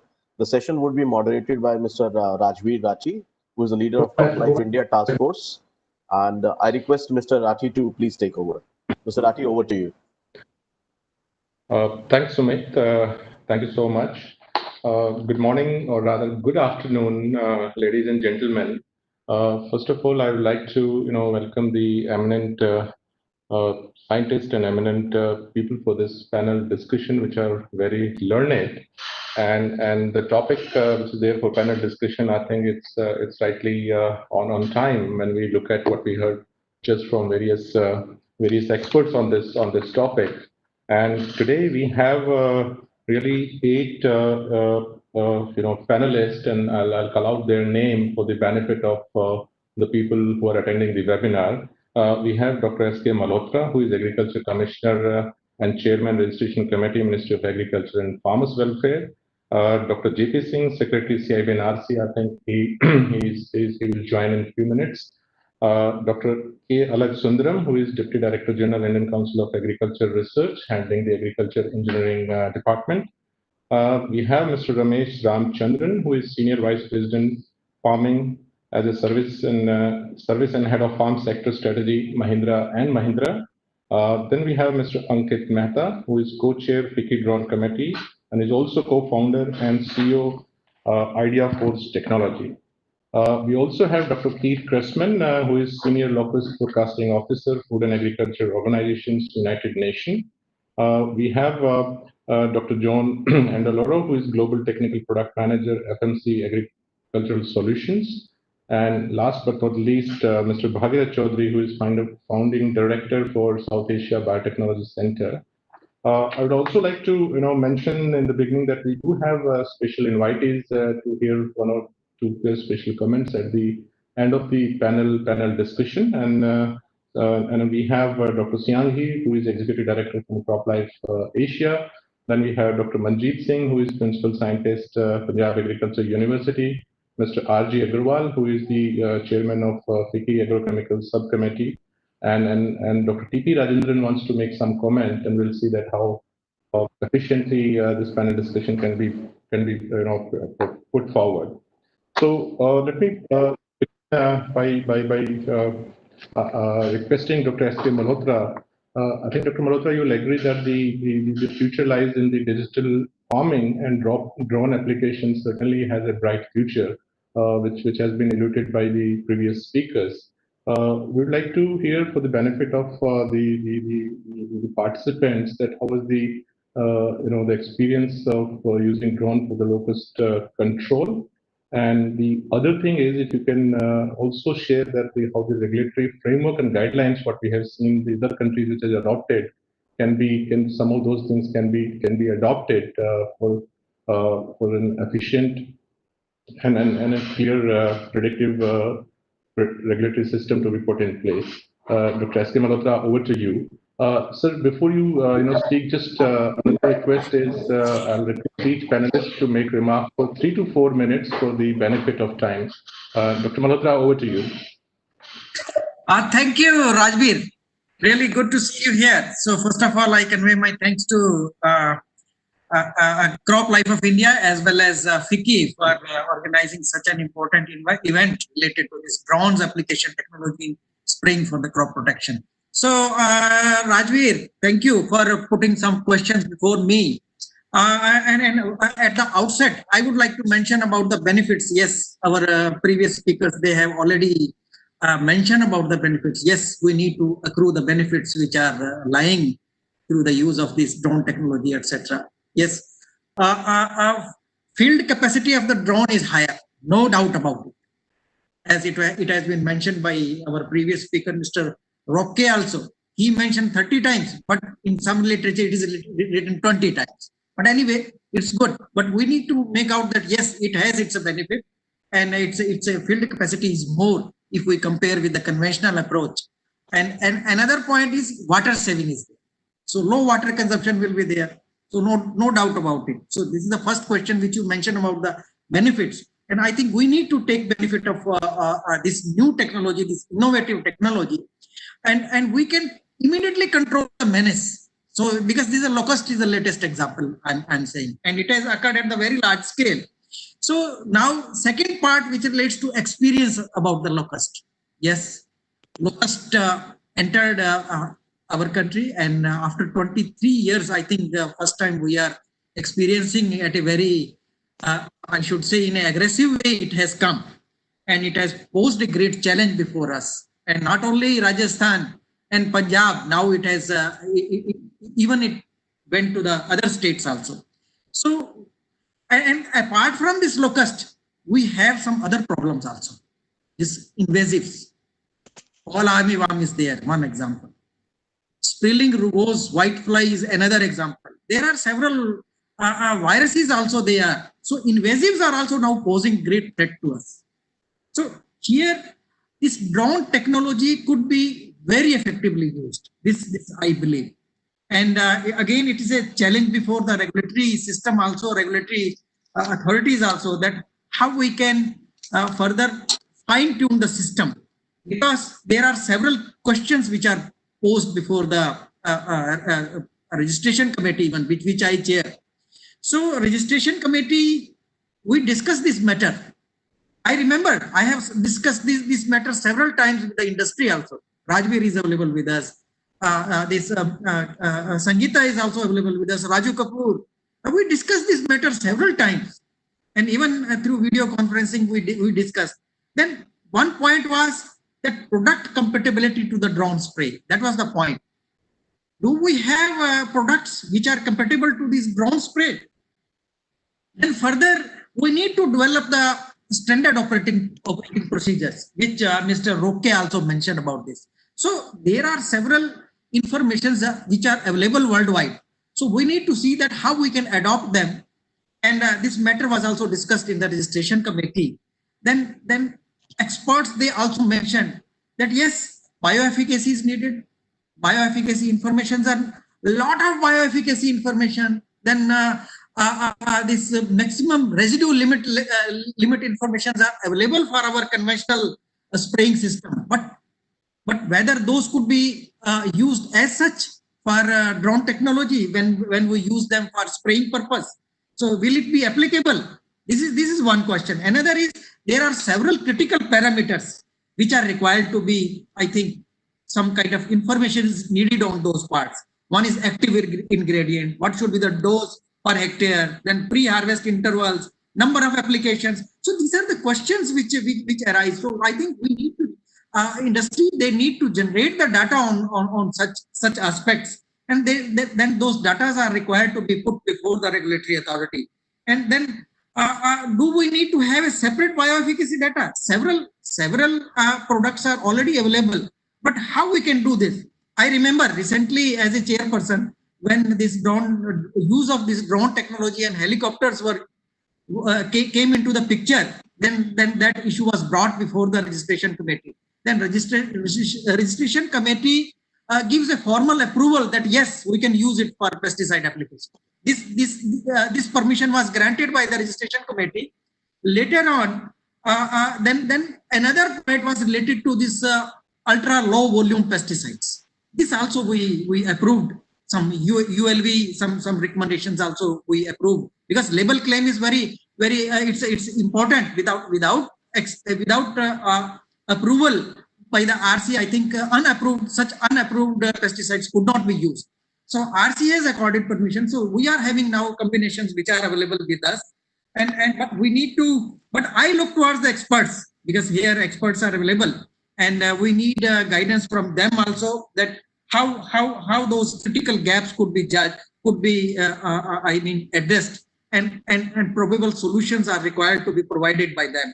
So here additional data requirement, and then field testing guidelines. These all are the aspects, I think, where we need to deliberate upon.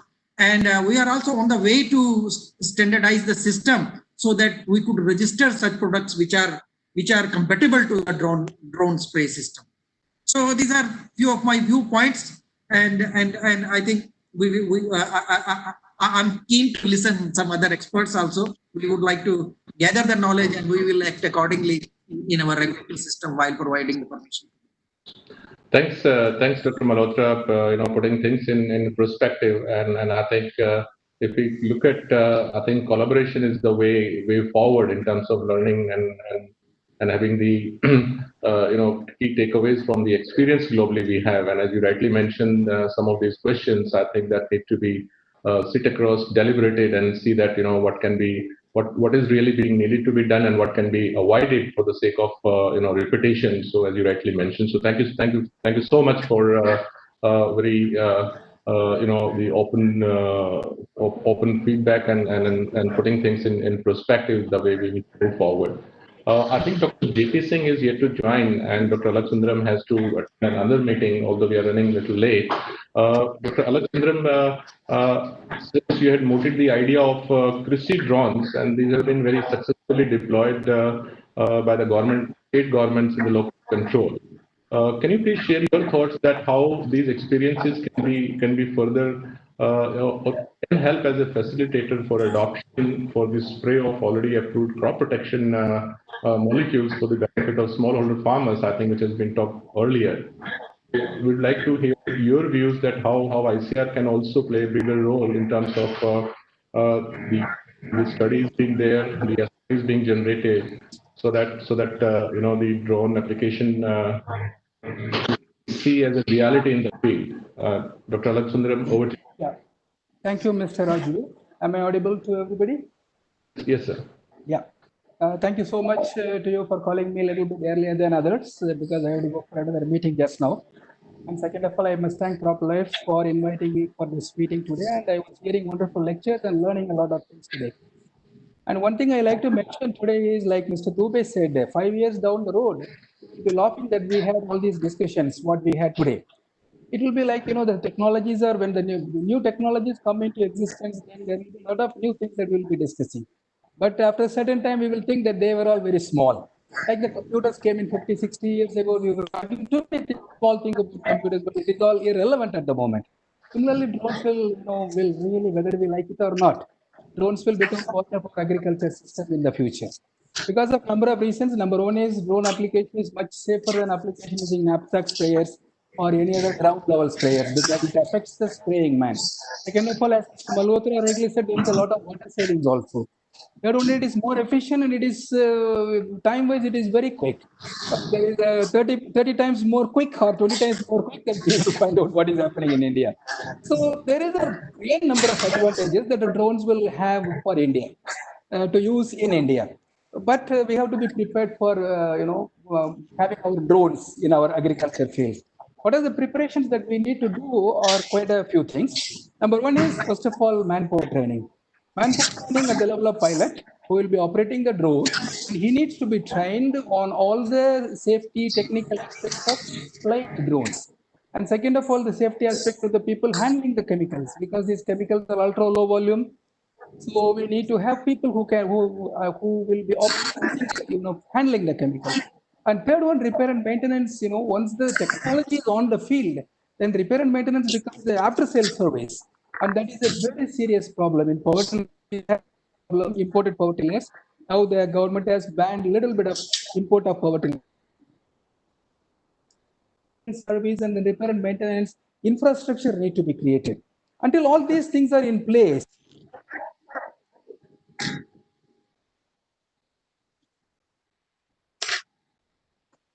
so therefore, it is important we create the infrastructure before we really go for a large scale multiplication of drones in this country.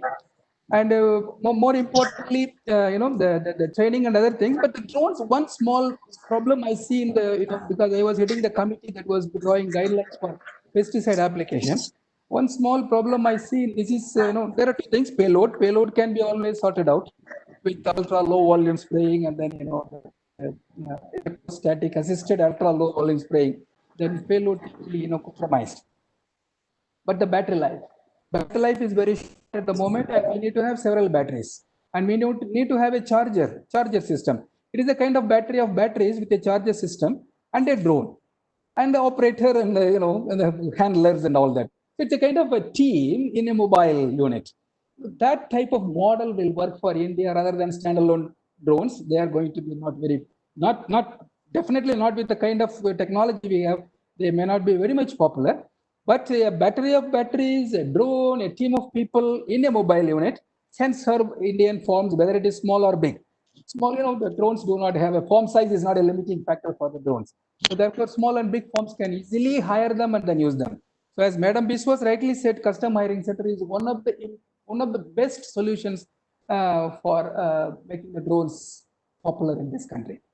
Quite a number of things are there, and already you have restricted our talk to 3 to 4 minutes. These are certain points I thought that this team can take for discussions in the future. Thank you so much.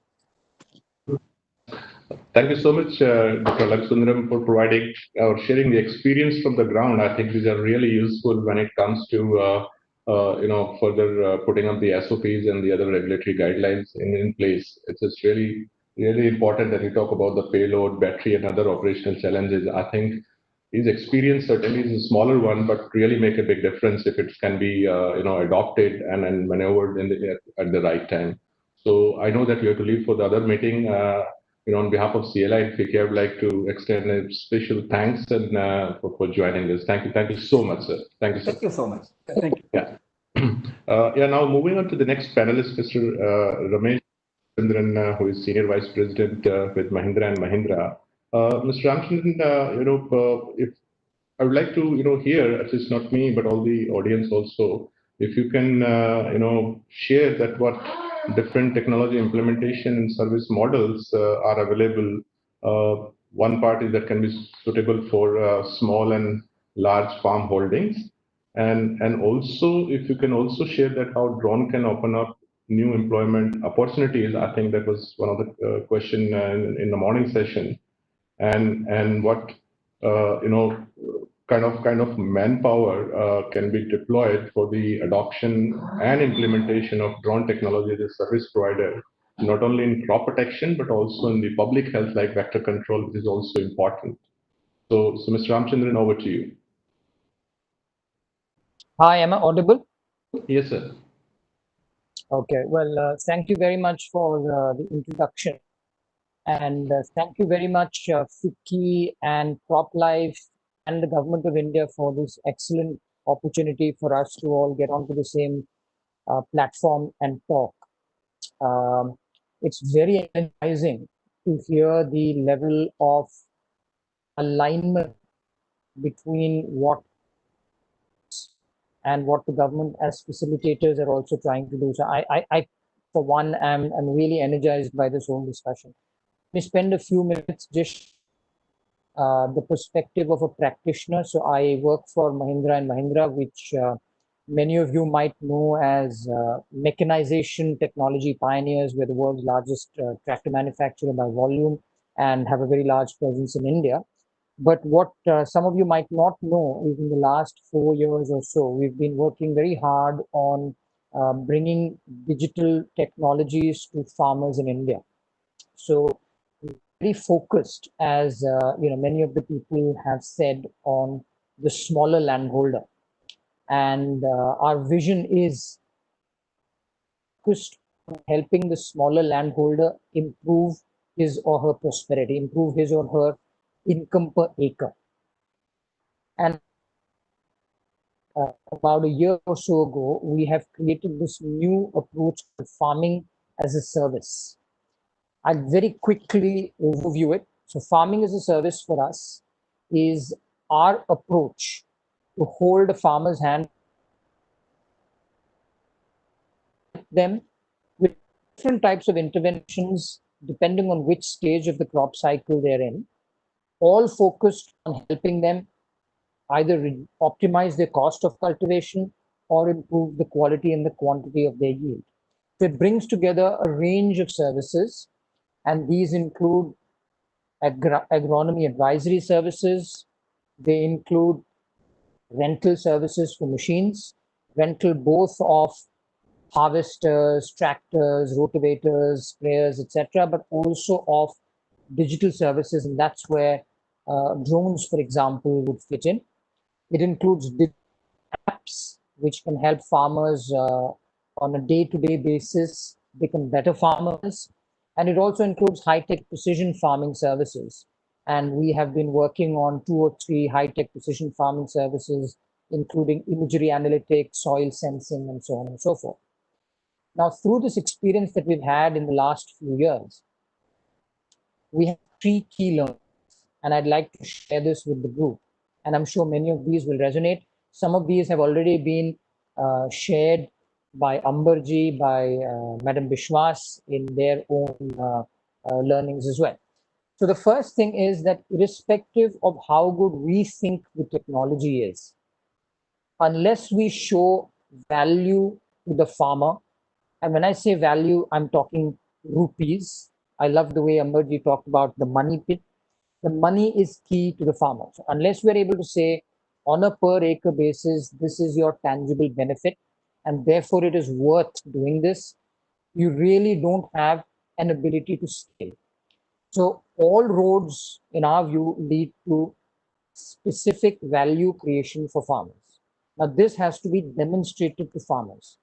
And like many of us, right now, when it comes to drones, what I would love to be able to do is doing that, showing value to the farmers.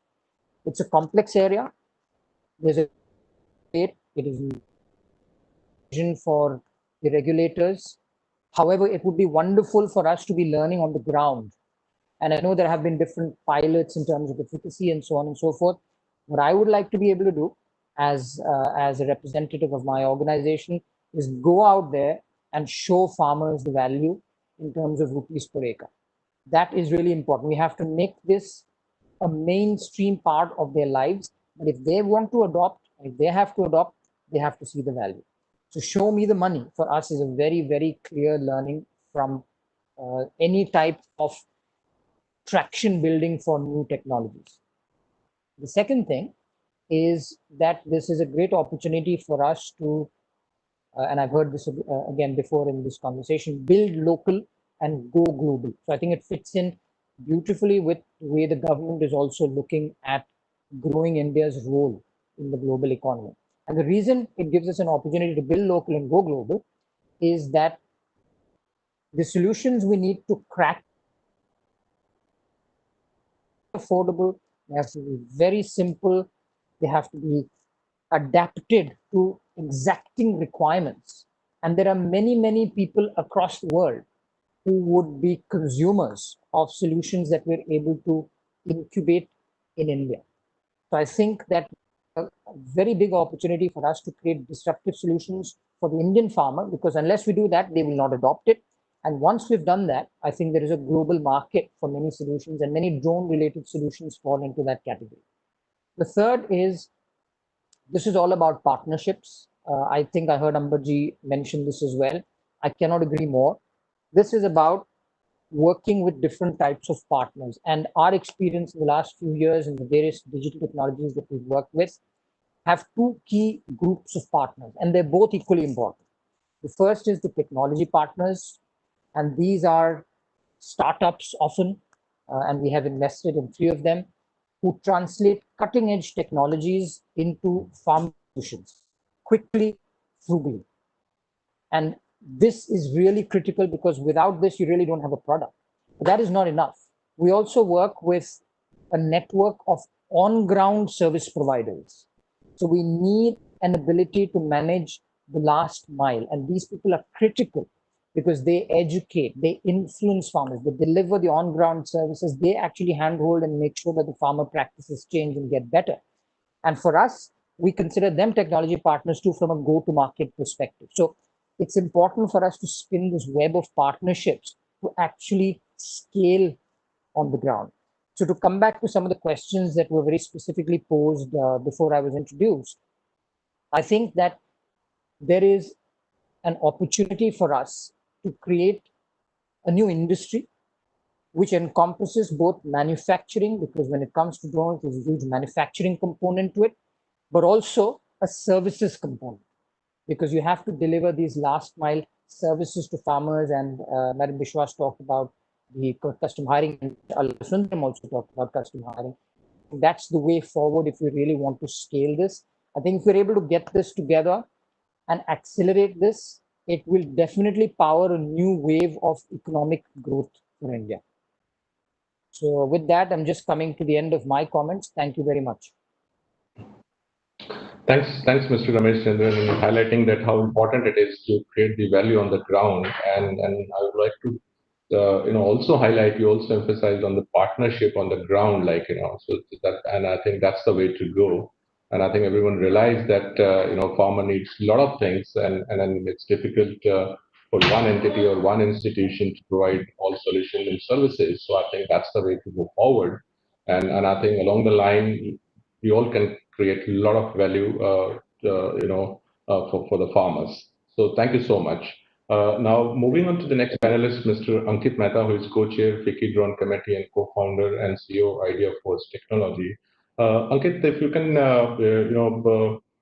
share that these 2-3 things, that how you do see the key challenges which are being faced in India for commercial deployment. This is number one, not only in crop protection, but also, as I mentioned earlier, on the public health, especially the vector control and the other remote sensing operations. And linking it to that, I'm sure you might be having some global experience that how it is being implemented in few geographies, and what learnings we can take and deploy over here, which suits and meets the the key current challenges. Over to you, Mr. Ankit. Sure. Thanks a lot, everyone. It's an honor to be a part of this esteemed panel, and thanks to CropLife and FICCI for giving an opportunity to present my views here. what I feel, a couple of things I want to share before I move on to the challenges, is that from picking up from where Mr. Ramesh currently ended, is that what I feel very importantly is that on top of bringing value to the farmer, there is a supremely important element which is of making it a viable commercial opportunity as well. So along with bringing value to the farmer, we have to bring in a lot of focus to also the fact that the technology has to evolve, especially on the spraying side, to a level where the total cost of ownership is positive for the opportunity and the price at which it can become scalable in the region. So a lot of focus, I believe, is required on that side. And I believe that we are almost an order of magnitude away in terms of the present costs of total cost of ownership of this technology on ground. So we need to work really hard in getting it there. Secondly, I also wanted to draw attention to one of the areas that Madam Biswas had spoken about, which is utilization of this technology, of where it may be probably, as I understand from, the math doable, is that be more viable today in terms of commercially being cost positive and, still providing a very high value proposition, is the whole precision agriculture area of, doing a lot of analytics around crop health, analytics around soil topography, and spray efficacy of whatever is happening on ground, ensuring that we have direct impact on when it comes to looking at whether the inputs, whichever way they may have been provided, have been deployed efficaciously or not, or whether the coverage is complete or not. So this is one area which I feel is a very important area for all of us to consider in agriculture, because it may be economically viable to deploy precision agriculture today, whereas adding the layer of spraying is, I believe, at least an order of magnitude away at this point in time. Having said that, one of the challenges that I feel, and a lot of challenges around SOP and those areas have already been highlighted. One of the areas which Shri Ambabe had highlighted in his conversation today was around the whole risk factor of third-party actors in the value chain and the security of equipment and its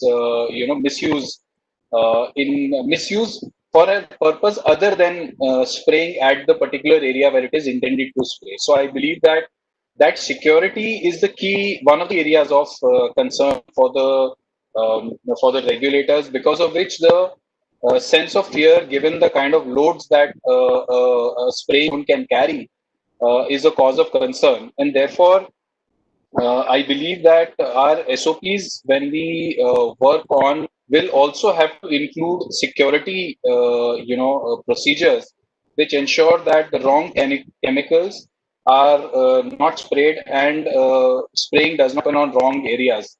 I think therein one of our regulatory regimes in India, particularly, which is the no permissions, no takeoff regime, compliance to that can have a important impact in terms of ensuring that takeoff only doesn't happen if it is not an approved location for takeoff in that one sense, right?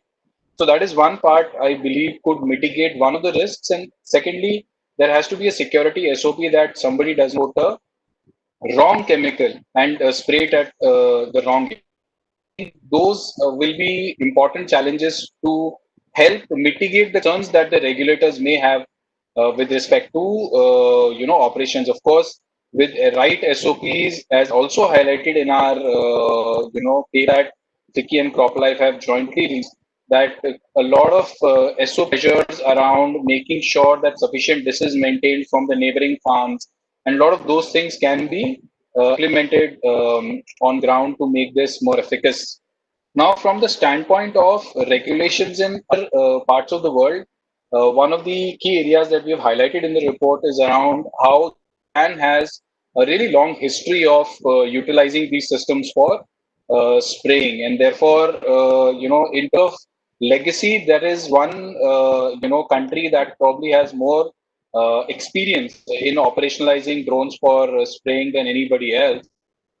From that, Israel is again a country where this utilization of drones for precision farming for spraying is also enabled. So we may look at countries from the standpoint of regulatory areas that we can look at. However, we must be very, very conscious that India, our sense of risk is very high, simply because of the security concerns and the problems that we may have in our country, which are probably unique to our geography as compared to anywhere else. I think with that, my thoughts on this are very clear, that we should post haste adopt the technology for where it is commercially viable at scale, and deploy it at scale to get the benefits today, and work very, very hard over the next period, while the regulations also are going to evolve, to create the right atmosphere, both commercially and regulatory wise, for deployment for spraying. Thank you so much, Ankit. And for the respect of the time, I must say that you have raised valid questions. But just one additional thought from my side. You talked about the security and the third-party actions, and then also on the neighboring field, what you talked about. I'd like to mention again that the crop protection industry takes stewardship issues very seriously in terms of educating all the people down the line in the entire value chain, be it dealer, be it distributor, be if the individual spray applicators, and with a focus on the farmers. So yes, this is quite valid, and industry is already aware of this and working in that direction. So thank you so much. Now moving on, now I'd like to invite Dr. Keith Cressman, who is Senior Locust Forecasting Officer with the Food and Agriculture Organization, UNO, and so if you can share from the global perspective, and thank you for acknowledging India's first one to use the drone for control of the locust. And another request is that if you can make quick remarks for 2 to 3 minutes. So over to you, Dr. Keith. Thank you very much. Welcome, everybody. Yes, I will limit my brief remarks to addressing drones and the specific role in desert locust management. So, as we've heard, of course, there's many benefits of drones. It certainly can play a very important role to improve desert locust surveys. And we haven't heard much about surveying. We've been talking about drones and control, but indeed, drones are a very important tool for improving the monitoring. In other words, by extending the area of coverage, that a single survey team can do in one day. FAO has developed customized drones for this purpose, drones that can go out 100 kilometers and map areas in the desert, that are green. Then survey teams can go directly to those areas to check for desert locusts. And again, drones can assist in checking for desert locusts at a particular site. So there's, fabulous potential here. It allows, access to those areas that are very difficult to access, such as, sand dunes that, you really can't get into with ground vehicles. Now, in terms of using drones for control, indeed, a drone represents a new platform for spraying. We have existing platforms. We have, the handheld, the backpack sprayers. We have the vehicle mounted sprayers. And of course, we have aerial spraying by fixed wing and helicopters. So, a drone can add, let's say, to the toolbox of, different options that a national locust program in a country such as India has. Another benefit, of course, is that drones can be used to reach areas that need to be treated that those other platforms cannot easily do. So one example could be the treetops. Swarms often land on treetops. These are very difficult to treat from ground with ground equipment and often too small to treat with aircraft. So here's a good role for drones. Other areas such as sand dunes that I've mentioned, difficult to access on the ground, drones could be used for controlling locust infestations. In addition, one huge benefit of using drones for control is safety. It takes the spraying out of the hands of the pesticide applicator, and puts it into, you know, in the hands of a machine, let's say. And as many speakers have already alluded to, drone control certainly can offer more effective and efficient results. Now, having said, you know, the benefits, now I'd really like to raise, you know, some limitations of drones in control. Let's put our feet on the ground a little bit here. And again, I'm talking about desert locust control. You know, drones are only going to be able to treat small areas, mainly because of the limitations of the battery life and of the payload. You know, the areas to be sprayed with smaller multi-rotor drones are going to be small. So it's only going to be good for smaller targets, small locust hopper bands or small locust swarms. You know, a drone that can carry, let's say, a 10-kilo payload is only going to be able to treat about 10 hectares in about 5 to 10 minutes. But then you have to add the ferry time and the refill and the battery change time. So probably this means that, you know, a drone is able to treat about maybe 30 hectares in 1 hour, or perhaps up to about 100 hectares in 1 day. I mean, these are just estimates, but it gives you the kind of the potential of what a drone can do and what it cannot do. So in other words, when there's an extensive locust outbreak, you know, small drones really do not fit the scale of the problem, because you have to understand, you know, the target here is swarms, and swarms may be tens of square kilometers in size. So this is very difficult to treat, you know, with a drone. You need an army or a swarm of drones, you know, in order to do that. Now, we also have to, again, talk about the expense compared to ground and air platforms. You know, to operate a drone requires a skilled pilot or an operator with support, you know, from vehicles, chemical tanks, battery replacement. And here, of course, with desert locust control, we're always talking about ULV formulation. So ULV sprayers, ground sprayers, you know, they cost a lot less, and they can treat much more in 1 day than a drone can. And of course, they do not require a skilled pilot, but, you know, there is skill that is certainly required. So we have to consider, of course, drones will not replace these platforms. And as I mentioned, they are only supplement, then they offer, you know, additional means of trying to control locust swarms. The other point we have to consider, of course, is that, you know, desert locust control operations are in the desert. So there are desert conditions. And I would be concerned about, you know, the dust and the chemical ingress involved in drone spraying. You know, most small spray drones are not suitable for aggressive, you know, ULV formulations. So you'll need specialized pumps, hoses, and of course the ULV rotary atomizers. And dust and spray, you know, in the desert, which is very prevalent, you know, can be drawn through the rotary sprayers. The rotary blades and the small electric motors on the rotors are exposed, you know, and very open to the atmosphere. So, you know, there's some technical improvements that will need to be required before drones, you know, can be used under the desert conditions. In addition, you know, operations. Nobody knows how to spray desert locusts effectively and safely with drones. We have to be very cognizant of this, and we have not to fool ourselves. You know, desert locust control is very specific. In terms of using drones, we have no idea how high to fly them above the target or at what speed, and during what speed, wind speed conditions, during other environmental conditions. What technique should be employed?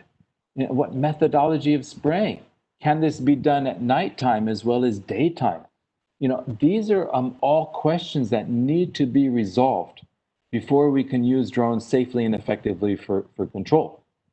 India, for the first time this year, is the first country to try using drones in desert locust control. So this is very, very interesting.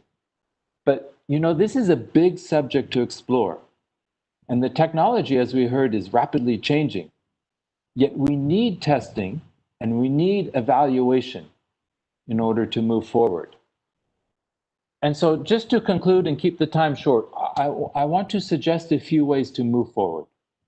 And as we've heard, the Joint Secretary of the Civil Aviation mention, we have a grand vision, but we need to take baby steps to reach it. Otherwise, we will miss it. So one point is FAO certainly supports a very robust and pragmatic science-based policy framework for using drones in desert locust management, both survey and control. And we can use the current locust crisis in India to gain experience and learn lessons.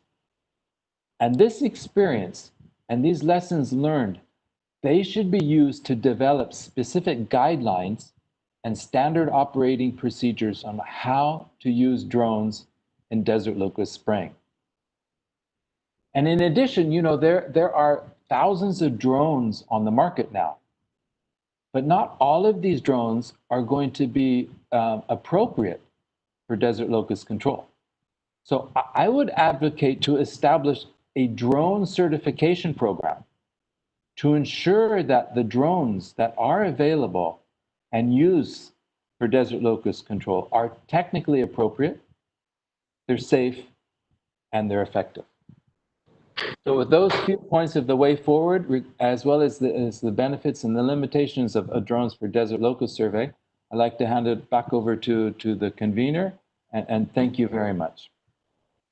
Thanks, Dr. King, highlighting the benefits and also some of the challenges. And I'm pretty sure that the usage of drone for locust control will definitely help providing leads on some of these challenges which you highlighted. The good part is that at least well in advance we are aware of these challenges, which will really help to to advance the adoptions in a right manner.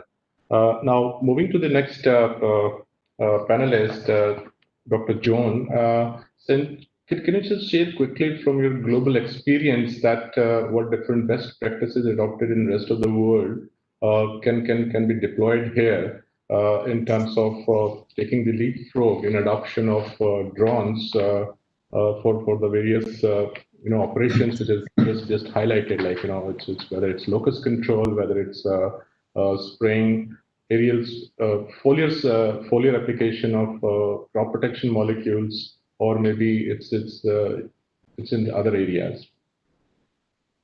Dr. John. Okay. Thank you very much, Rajveer. Are you able to hear me and see me? Yes, very well. Okay, wonderful. Thank you. First of all, thanks for the introduction. And secondly, it is a privilege to be part of this conference, and thanks to CropLife for allowing me to participate. I believe right now I'm probably representing the AgChem company. You heard Dr. Rupke earlier from Bayer, and so he gave a number of discussion points that incorporated, I think, AgChem comments. But I'll add to some of his comments, plus those that we've heard from the excellent speakers today. I am responsible for a number of our insecticides around the world. Okay, so from an AgChem company point of view, one of our biggest concerns from a drone technology point of view is, can it deliver the attributes of our products that we spent 10 years trying to understand and work and develop. And so the question is, can this new method of application, can it provide the type of results that we have worked hard to develop? And it is a great opportunity, drone technology. There's no doubt about it, and I think you'll see that as a positive comment from essentially most, if not all, the AgChem organizations. We see it as a new method of application, and that's fairly rare. You do not see many new methods of application in one's lifetime, particularly one that is so unique as drones. But as any new method of application, we have to evaluate it. We have to determine what its risks are. We have to try and mitigate those risks. And then we have, working with farmers, working with experts and influencers, we have to integrate that into our existing production and into our crop production systems. So this means labeling. What do we put on our label? What are our recommendations? What are our mitigations?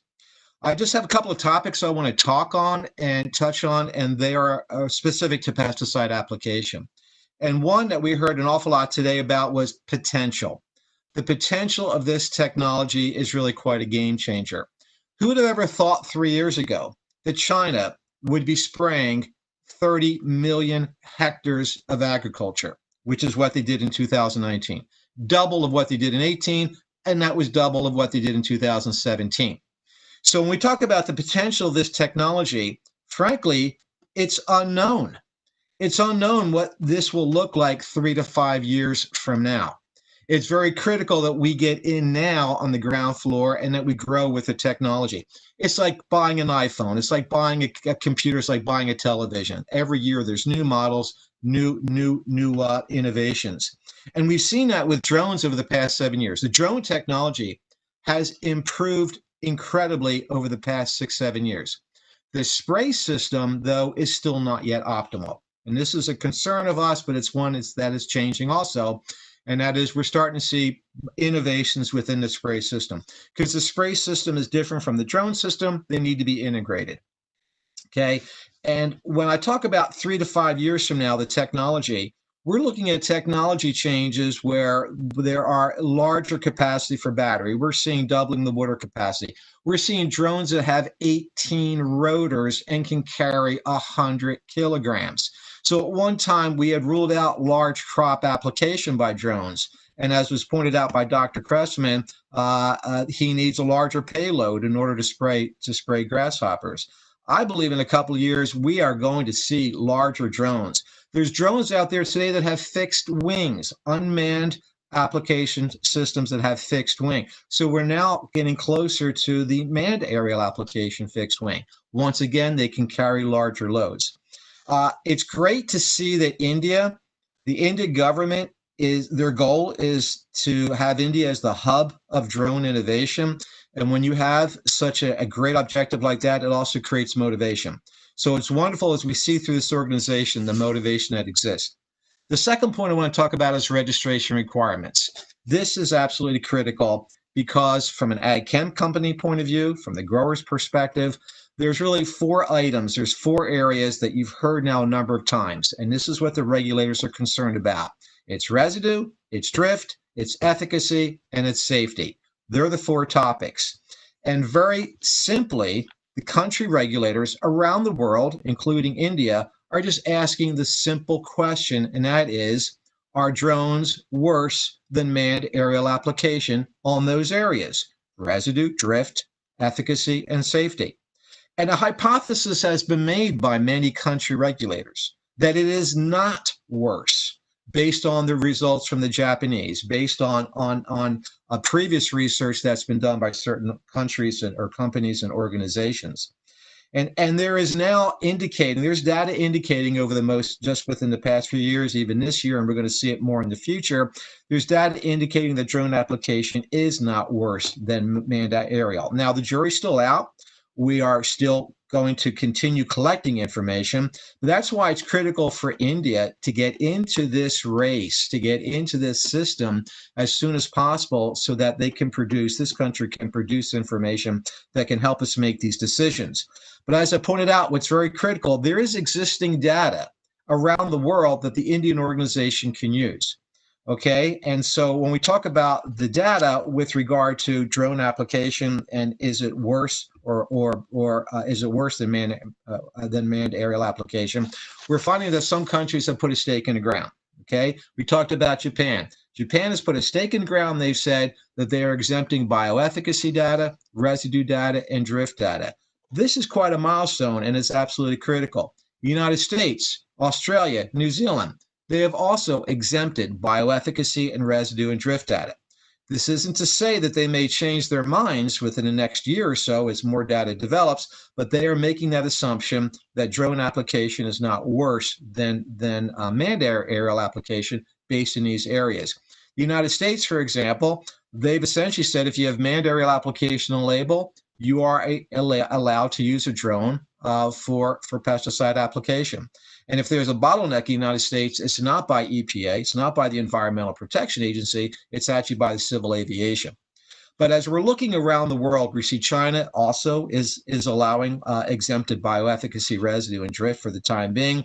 We're seeing lots of countries, if you remember Dr. Repke's slide, where he showed all the countries, Malaysia, the Philippines, a number of ASEAN countries, who are being very proactive with regard to advancing this particular technology. Israel was mentioned a number of times. Israel has been very proactive in the use of drones. These are countries that we can learn from.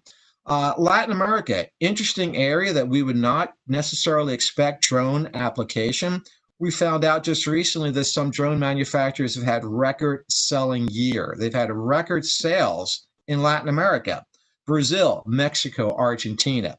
So the drone fire is occurring around the world, and it is satisfying, but it also means that we need to work very hard to keep pace. So it's very critical for countries to keep pace with this technology in order to give their farmers a chance to improve their productivity and also to be able to compete globally. The third topic I want to talk about is more technical, and it's about those small technical details that impact efficacy, spray coverage, and drift. Okay, I mentioned before that the spray system research is still not yet optimized, which is actually quite amazing, because the effort or the work, the result that is coming from today's technology is still very good. 30 million hectares of cropland have been sprayed in China. And essentially, you would not get that many hectares sprayed unless growers were acceptive of that technology and it was doing what they expected. And that is with a sub-optimized system. And so there's more work that needs to be done on calibration of spray systems, the use of generic parts. A good example is there's a micron spinning disc. That micron spinning disc just cannot be slapped into any rotor, into any drone. You need to have the appropriate software and the controller. So there's these things that growers or certain spray operations may not be aware of. There's got to be more attention to the actual nozzles. With drone systems, you have lower pressure. And so because of that, the fans, flat fans, will put out a different type of spray pattern. And so all of this impacts deposition. It impacts the spray drift. It impacts coverage. And it's very interesting that when you work with manned aerial applicators, everything is about the drop effect. Dr. John, sorry to interrupt. Can you conclude in the next 1 minute, please? You bet. Absolutely. And so, again, there's lots of these small details that are very technical that we need to understand better, and more work needs to be done. And the fourth point that I want to mention and end with is enabling environment. And it's been very interesting to see that the Indian government is actually supporting and enabling this particular technology. We heard Amber say that collaboration was necessary to win. He also said that the government will not stand in the way. This is absolutely critical because we have to be proactive to direct this technology. We have to be able to verify the existing global knowledge that exists, and we need to identify the best fit opportunities. We need to create local experts. And so I think based on what we've heard today, it's very encouraging to see the Indian government is well on that way in enabling the environment of this technology. Thanks, John, for nicely summarizing, from the global perspective and some of the key recommendations, like what you just highlighted, what needs to be done when it comes to the adoption side of it.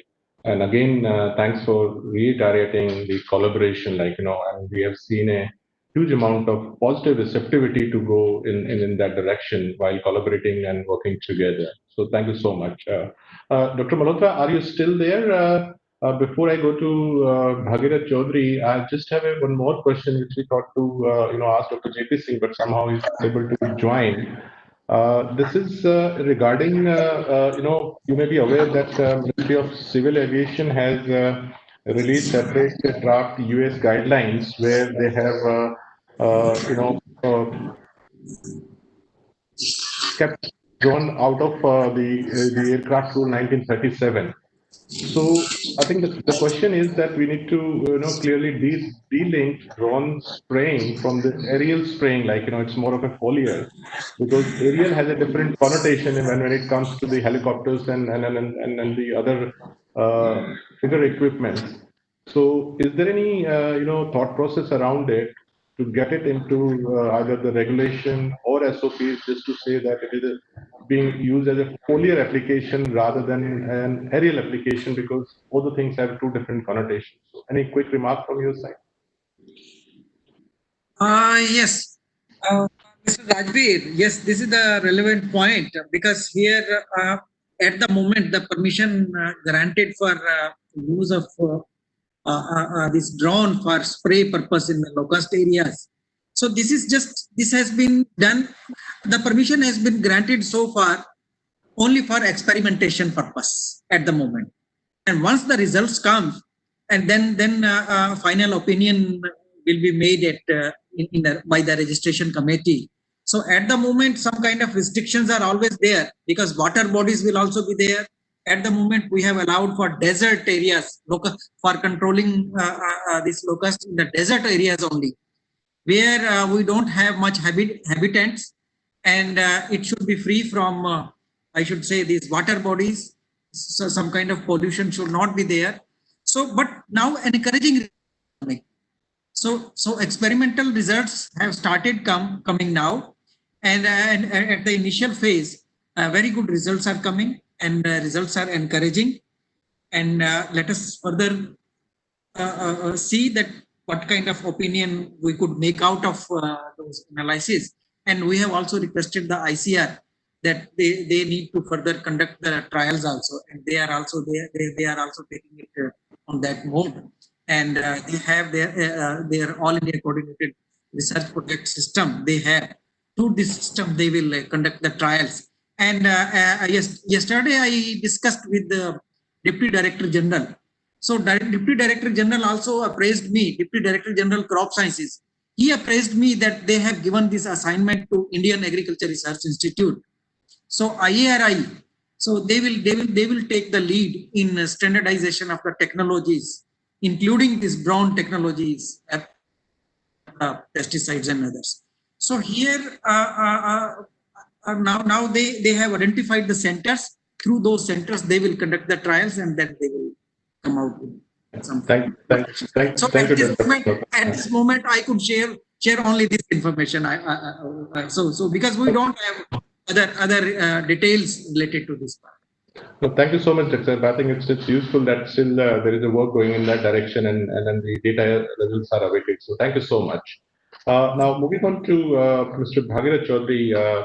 Bhagirath, can you share your thoughts on different ways in which benefit of the drone technology can quickly harnessed in the public health, food security, and also doubling the farmer income, and especially in relation to smallholder farmers, because you work a lot with the smallholders across India.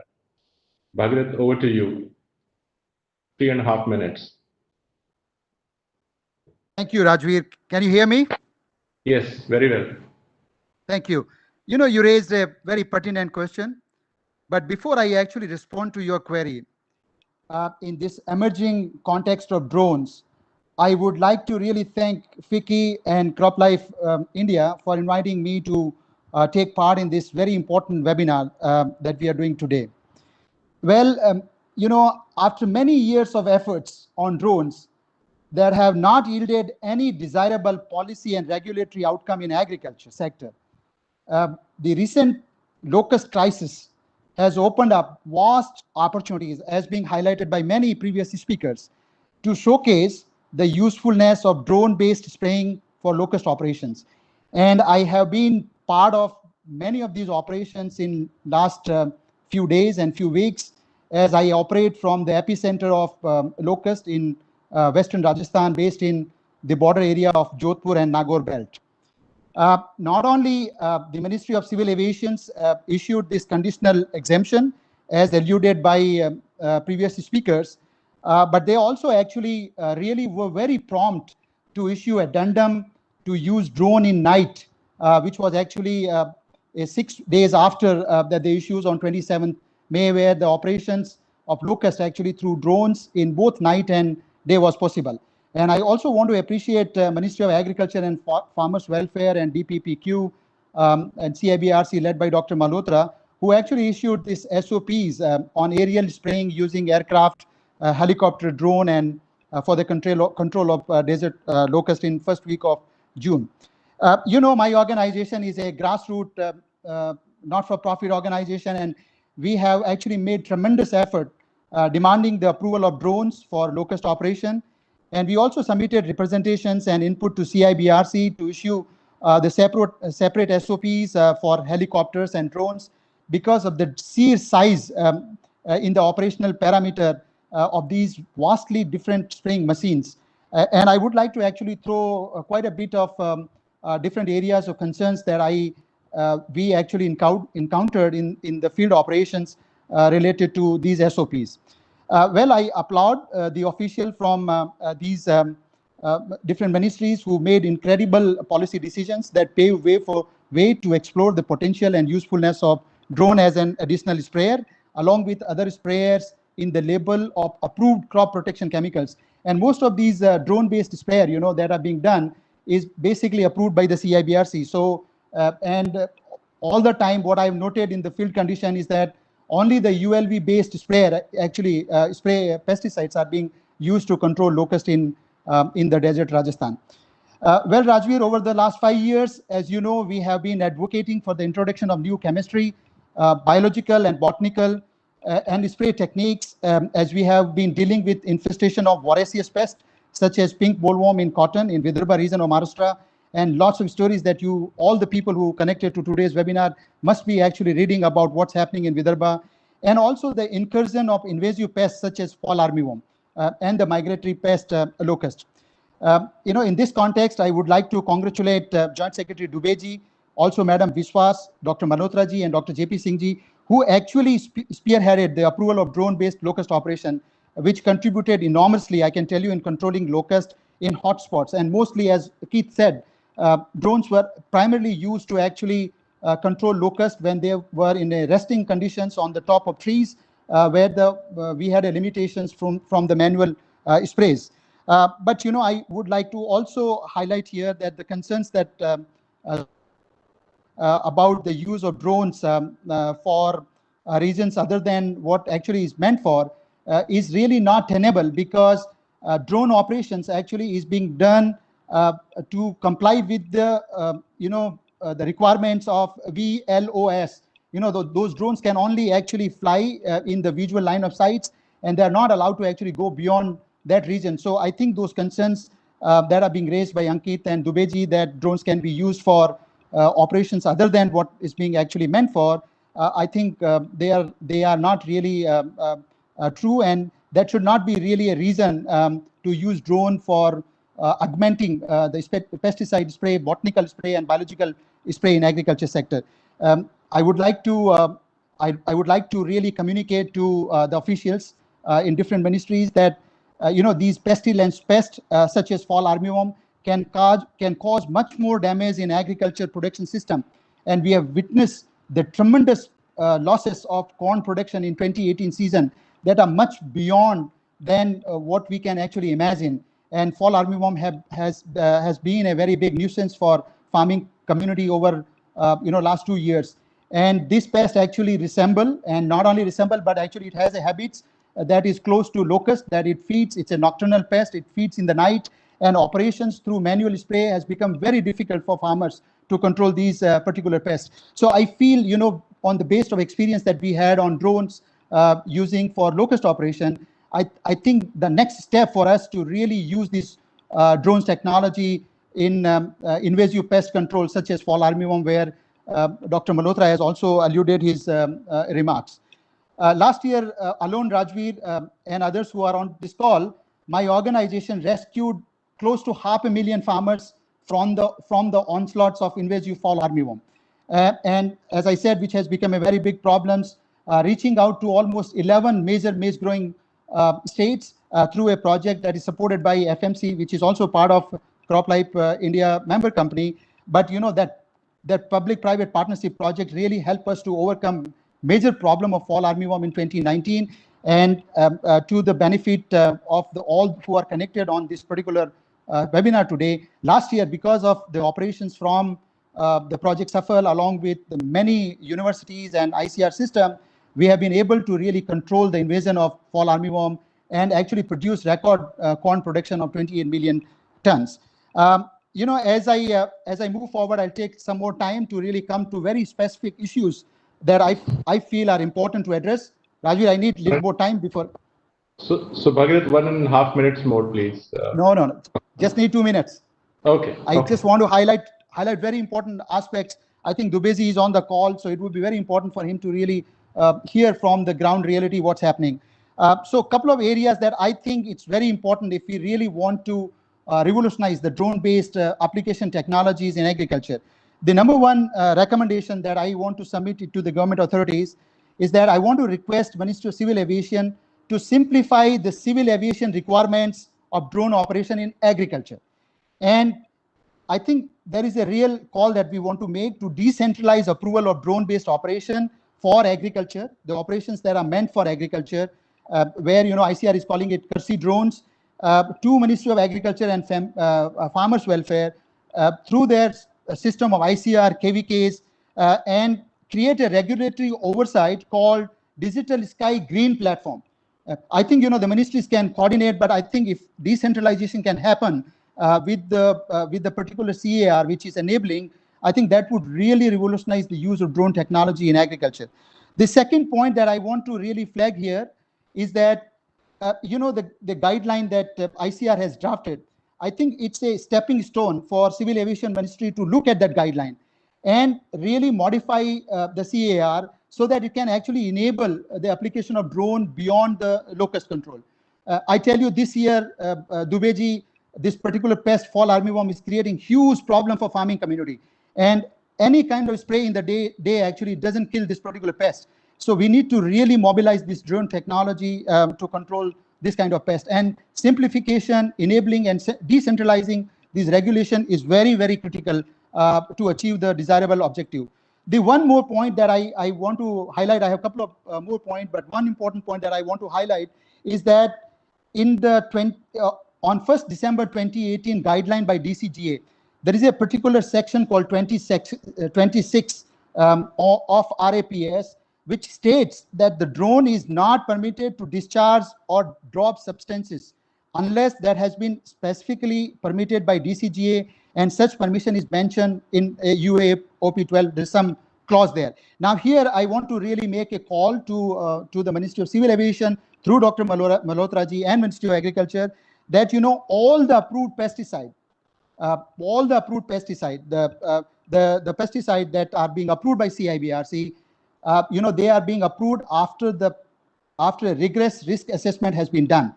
So if we are using those pesticides which are approved for the dose, crops, and the duration, in that case, this particular clause should not apply. Otherwise, you will not be able to actually undertake any of the spray without the approval of MOCA, and which is really not doable in case of the agriculture operations, where actually you need to fly drones every 10 minutes or 20 minutes or 15 minutes to actually spray these pesticide in different part of a field. The last point, Rajveer, that I want to highlight here is that there's a SOP approved by Ministry of Agriculture and through CIBRC. I think this particular SOP, Dr. Malhotra ji, I want to refer this particular SOP to you. We have submitted a very extensive changes that are required in these SOPs. These SOPs are actually almost verbatim from the SOPs that are actually being issued by FAO for aerial spraying through helicopters. And therefore, I would request you to really come out with SOPs that are very specific to drone and not actually link it to the SOPs that are required for aerial spraying through the helicopters. These are some of the points that I thought I would like to highlight, and there are other points, Rajveer, that I have which I would share with you guys and also with the ministry so that the appropriate action can be taken. Thank you so much for this opportunity. Thanks, Bhagirath, for providing useful and comprehensive, feedback and your experience while working with smallholders. You mentioned about fall armyworm, and also the suggestions specific to drone and how it can be taken forward. So thank you so much. So we appreciate that. Sumit, I know that we are already 30 minutes late for the program, but if you agree, probably I can take 5 to 6 minutes more by requesting 3 special invitees for take 2 minutes each. And especially, I would like to begin with Dr. Manjeet Singh to have the state perspective I think that will be really helpful. Dr. Manjit Singh, if you're able to hear, so quickly, just for 2 minutes, if you can provide the state perspective on this. Over to you, sir. Dr. Manjit Singh?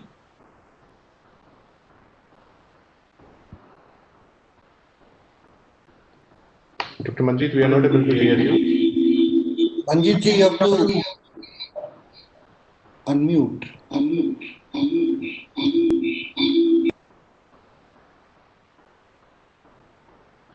I think there is some audio issue, so maybe I can. No, he has unmuted. He is just coming live. Okay. Oh, but it's not. I don't know what is the issue. Yeah, Doctor, we can hear you. Please go ahead. We can see you and we can hear you, sir.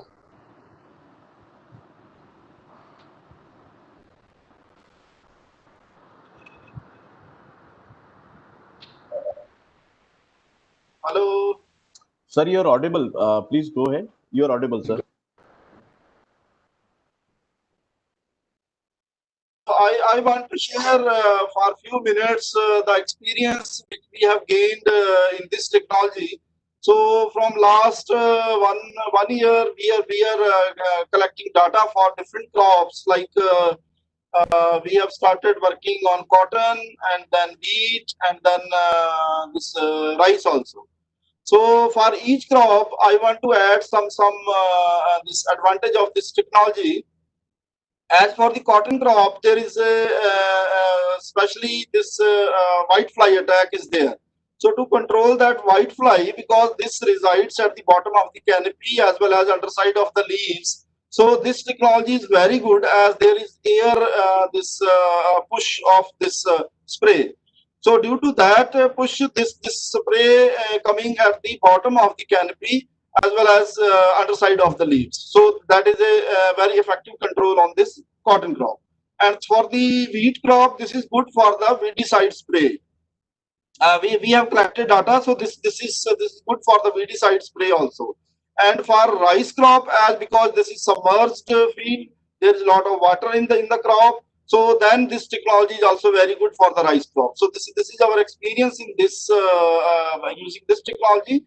And some issues, very pertinent issues. First is that as this already discussed, lithium polymer battery. So this is having very lesser endurance time. So this we have to do some research or we have to get technology from different countries that how this endurance time of this battery can be increased so that there is effective use of this technology, or our IITs can be also used for this researching this area. So this is first issue. Then nozzles, as ULV nozzles are already available, so we are using ULV nozzles. But anti-drift nozzles are also available in some countries, so we have to use those anti-drift nozzles for this drone. And then as their spare parts and this repair and maintenance, so all this I think startups are coming slowly, and they will take care of this part. And last my this is that as now policy and guidelines have been framed by under the chairmanship of DDG Engineering. So how those have to be implemented actually in the field. So we have to think of that. And being in a university or in research organizations, so we have to give this some freedom to conduct these research and trials using this technology for the different crops, especially for the orchards. We can start from the orchards. So this I want to say. Thank you. Sumit, can I Sumit, hi, this is Amber over here. Can I just step in for 10 seconds? Yes, sir, please. Yes, sir. First of all, congratulations to Mr. Manjit Singh for all the great work he's doing. Just I want to respond to that one point about the endurance.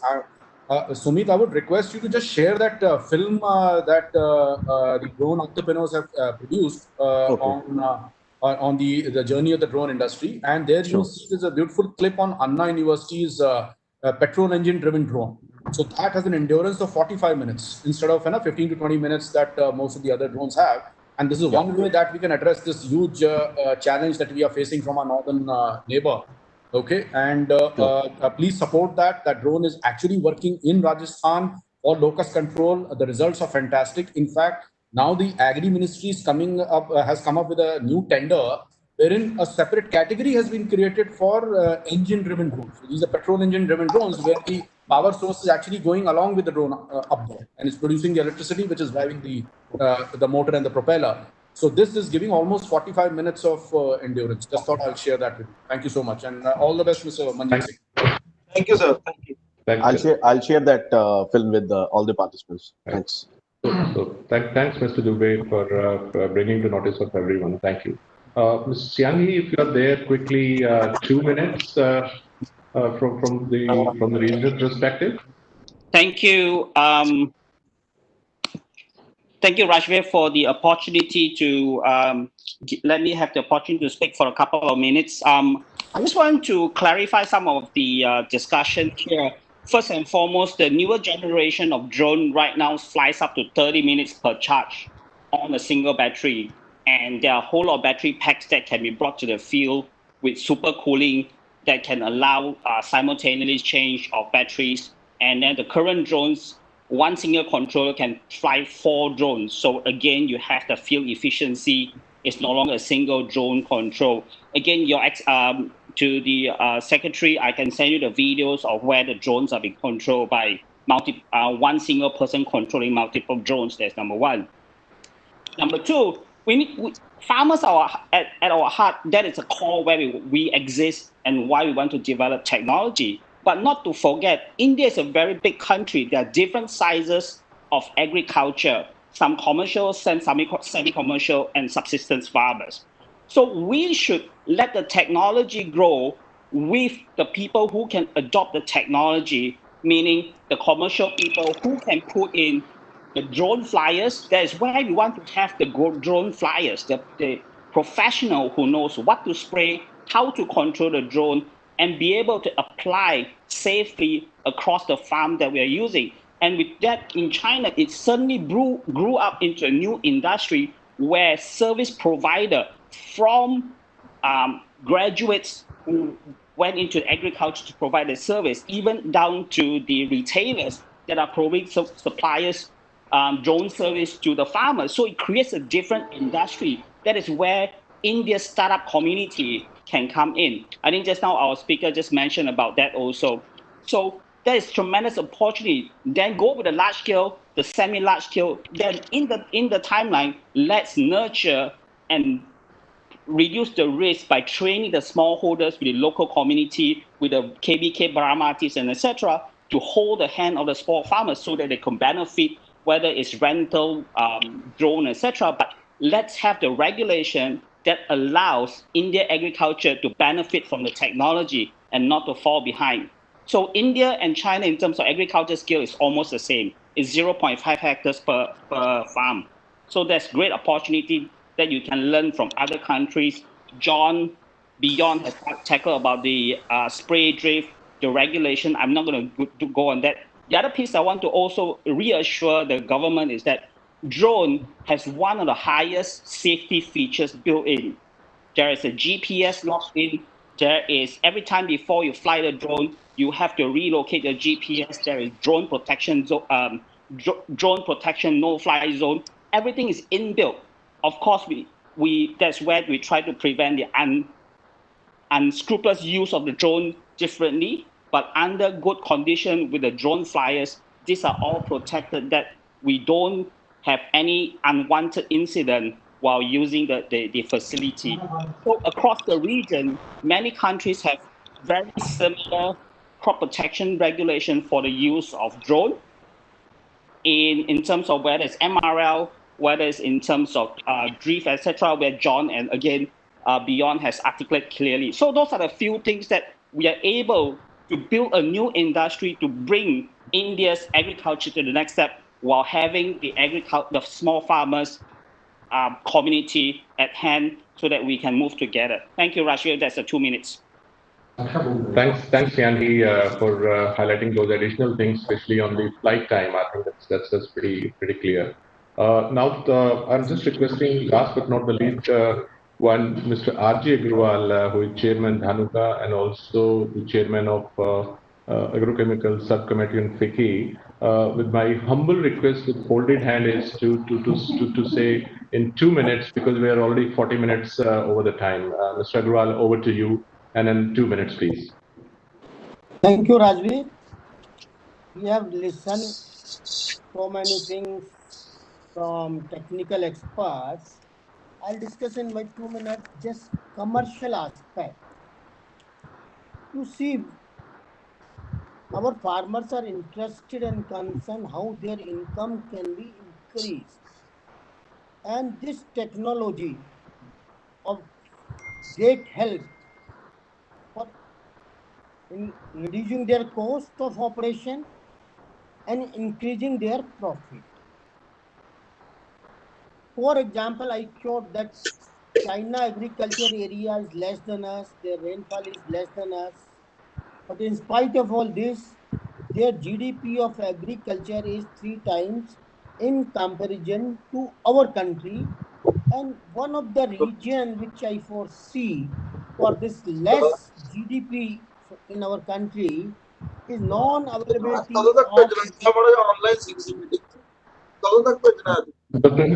Dr. Manjeet Singh, can you please mute your audio? Thank you. Yes, Mr. Agrawal, go ahead.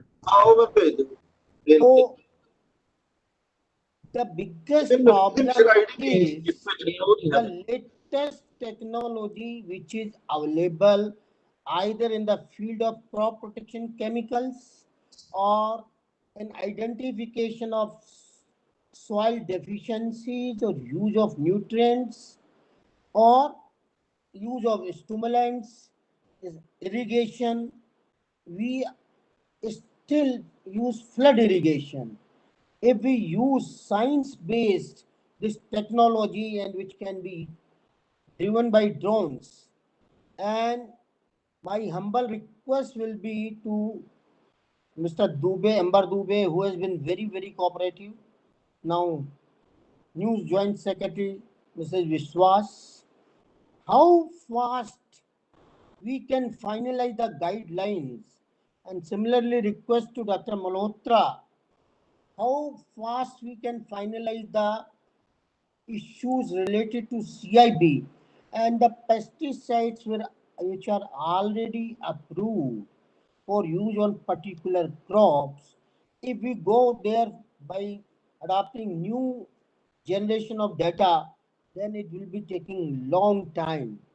And whatever data is available on the basis of same data, if we should allow the use of drones, and these drones can be brought by some, commercial companies like crop protection chemical companies or seed companies or FPOs or KVKs, whatever way government want to support. But yes, training is the most important part.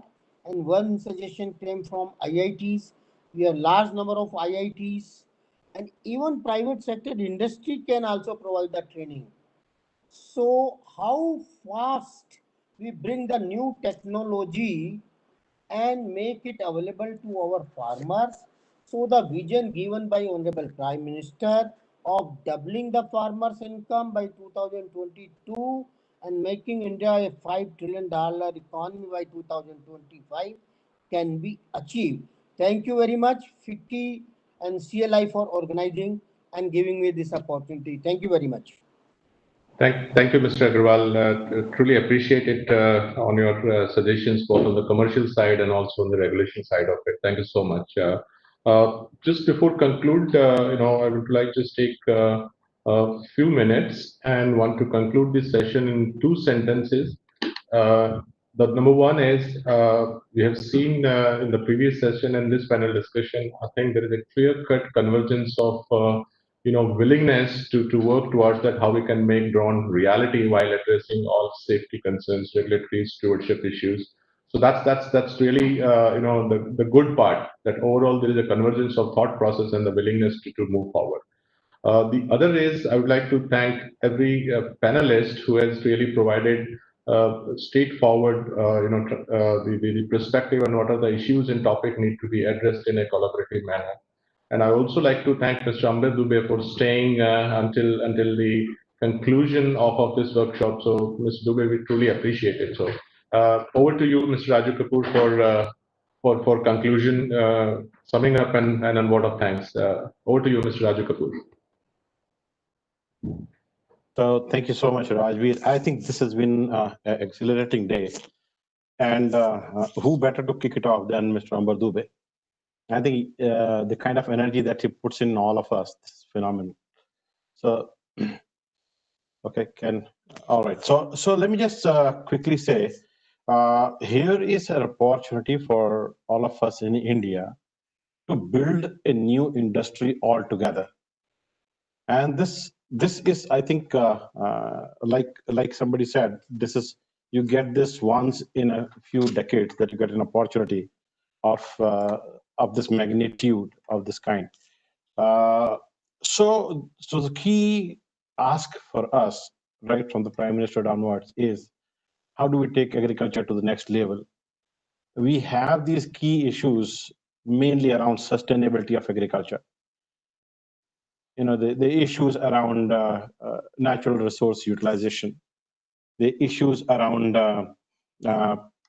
how do we reduce the impact of agriculture on environment or on the rest of the users of the agriculture system. So I think that's one place where this drone technology fits in absolutely and bang on.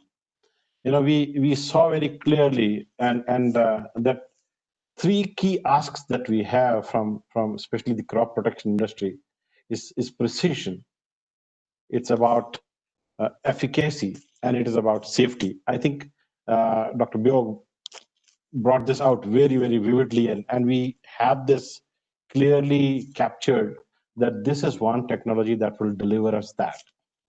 I would say that today's deliberations, one of the challenge that we all need to take is the vision that Mr. Dubey gave of targeting at least 1 lakh villages over the next, let's say, 4 years or so.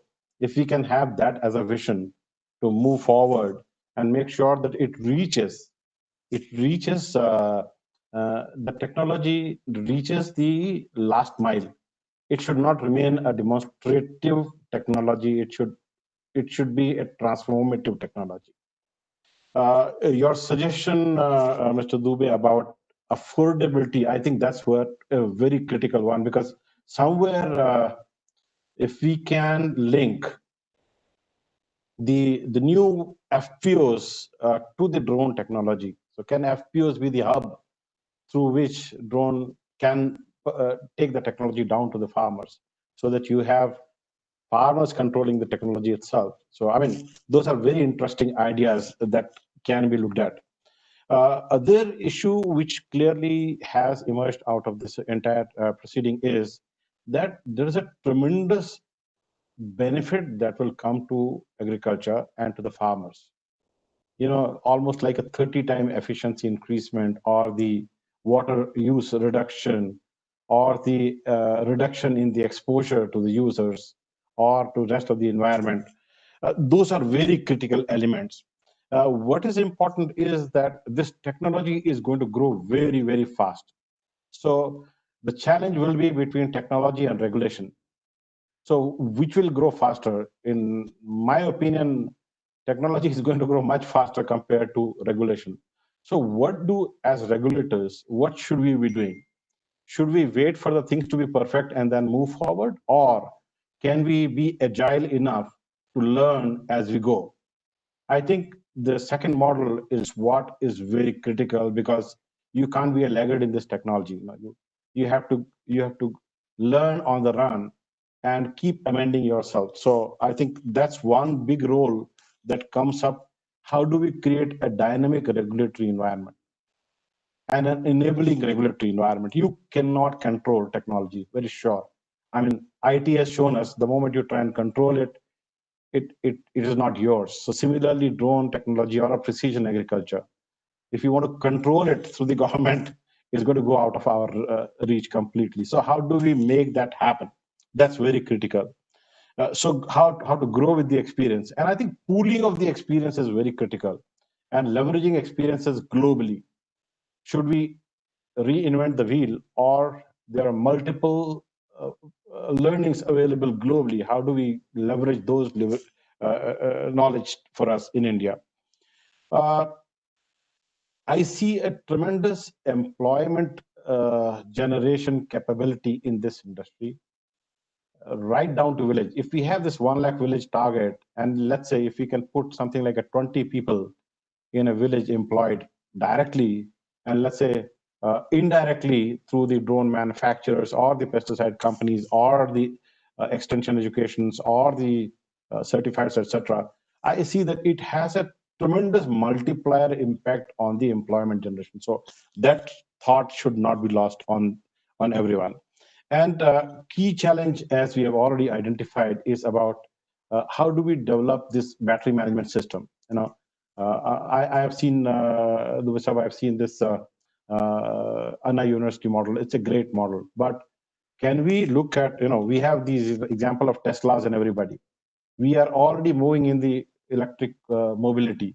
So can we learn from that into this game and create a much viable option which does not load our rural areas with a lot of what we call as a repair and maintenance industry should not be there. I think we can look at how do we build on this one.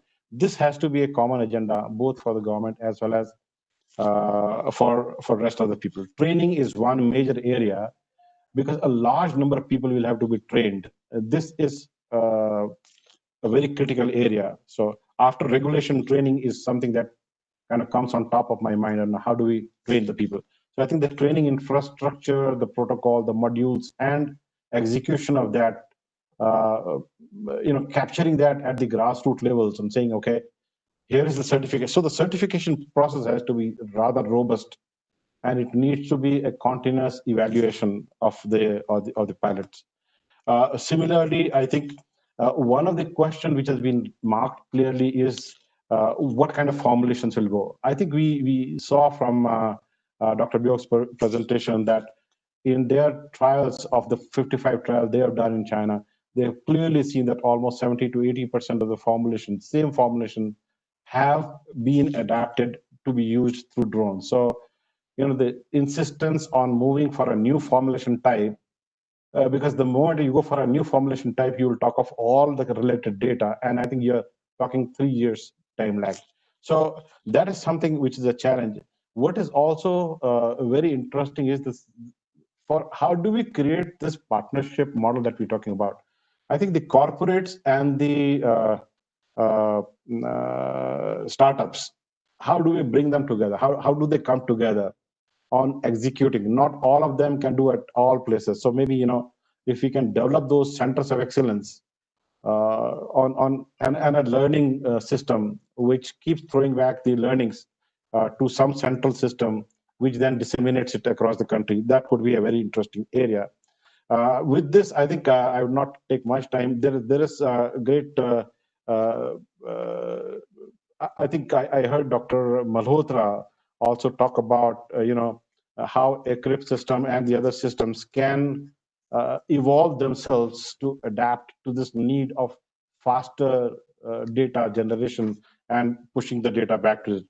I think John Eldor very clearly demonstrated how countries like China have moved straight away 30 million hectares in 3 years time flat. So what can we learn from them? What can we learn from their system and bring it in? That's very important.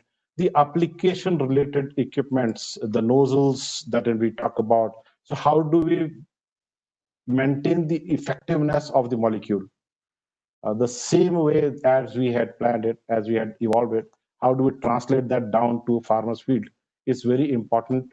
So I think with this, let me just use this opportunity to thank, first of all, Mr. Amar Dubey, Dr. S.K. Malhotra for being very candid and very supportive, Madam Samitra Viswas for putting up a new vision, Dr. Alaga Sundaram he has been a champion himself. So thank you so much, Dr. Bjork, Mr. Rajan Luthra, for being what we call as a drone warrior. Then we have Dr. John himself. I think he's a great knowledge, and thank you, John, for sparing so much of time for India. We are learning a lot from it. I would also take a lot of learning that Dr. Keith Chrisman has given for us for drone, especially on the locust. So how do we incorporate that knowledge will be one area that we need to work on. Thank you so much, Ankit. I think you are one of those fountainheads that we need to learn a lot from. Mr. Ramesh Ramachandran, I think that's a very interesting model that you're suggesting, collaborative model. So maybe we can possibly take this further as a this one. We also have Dr. Mr. Rajendra here from CropLife, Mr. Sanjeev Lal, Mr. R.J. Agrawal, Mr. Chiang Hee from CropLife Asia. Bhagirath, thank you so much for bringing in the raw inputs into the discussion. This is right from the field, the hot ones. Thank you so much. Dr. Manjeet Singh, I think you sharing this knowledge is very important because it opens out the opportunity metrics. So with this, let me also give a big round of thanks to all those who made this possible. This has been a tremendous amount of effort. I think there has been a lot of effort put in, led by Rajveer, the whole team, Sitava, and then we call it a crack team from CropLife. We had Joydeep there, Sangeeta, R. Vidyanathan, Yuvraj. They have burned many nights midnight. So thank you, each one of you, a great deal. From a FICCI side, I think this is truly called private partnership. So I think thank you so much for taking it to this next level. With this, let me just hand this back to the organizer. And let me also, last but not the least, all the 550 participants, I think this must have been a very enriching experience for you. We need to now learn from all of you. So maybe it's important that you attended, and I'm very sure you would have gained out of this. So thank you so very much. So back to FICCI and back to the control room. Yeah, Sumit, over to you. Thank you, Mr. Kapoor, and thanks, Mr. Rathi, for moderating that very interesting panel. And with this, we come to the conclusion of this very, very interesting webinar. And as was mentioned in the beginning, in the initial session, this is just sort of a beginning, and the discussion paper which we have released will be shared through email, though it is already live on the website. One can download, but we'll be sharing it with the email as well, through the email as well. And please feel free to share your comments, your inputs, your advice. We will be looking into that and creating a report, a final report out of that, and submitting it to different departments in the government, at MOCA, at Agriculture Ministry, and other relevant government departments. And we really look forward to strengthening this partnership between FICCI and CropLife going forward. And my personal thanks to you, Asitava. Thanks for leading, and to you, Mr. Rajveer Rathi, as well. With that note, thank you, everybody, and have a great day. Thank you so much. Bye-bye. All the best. Bye. Bye-bye. Bye-bye. Thank you.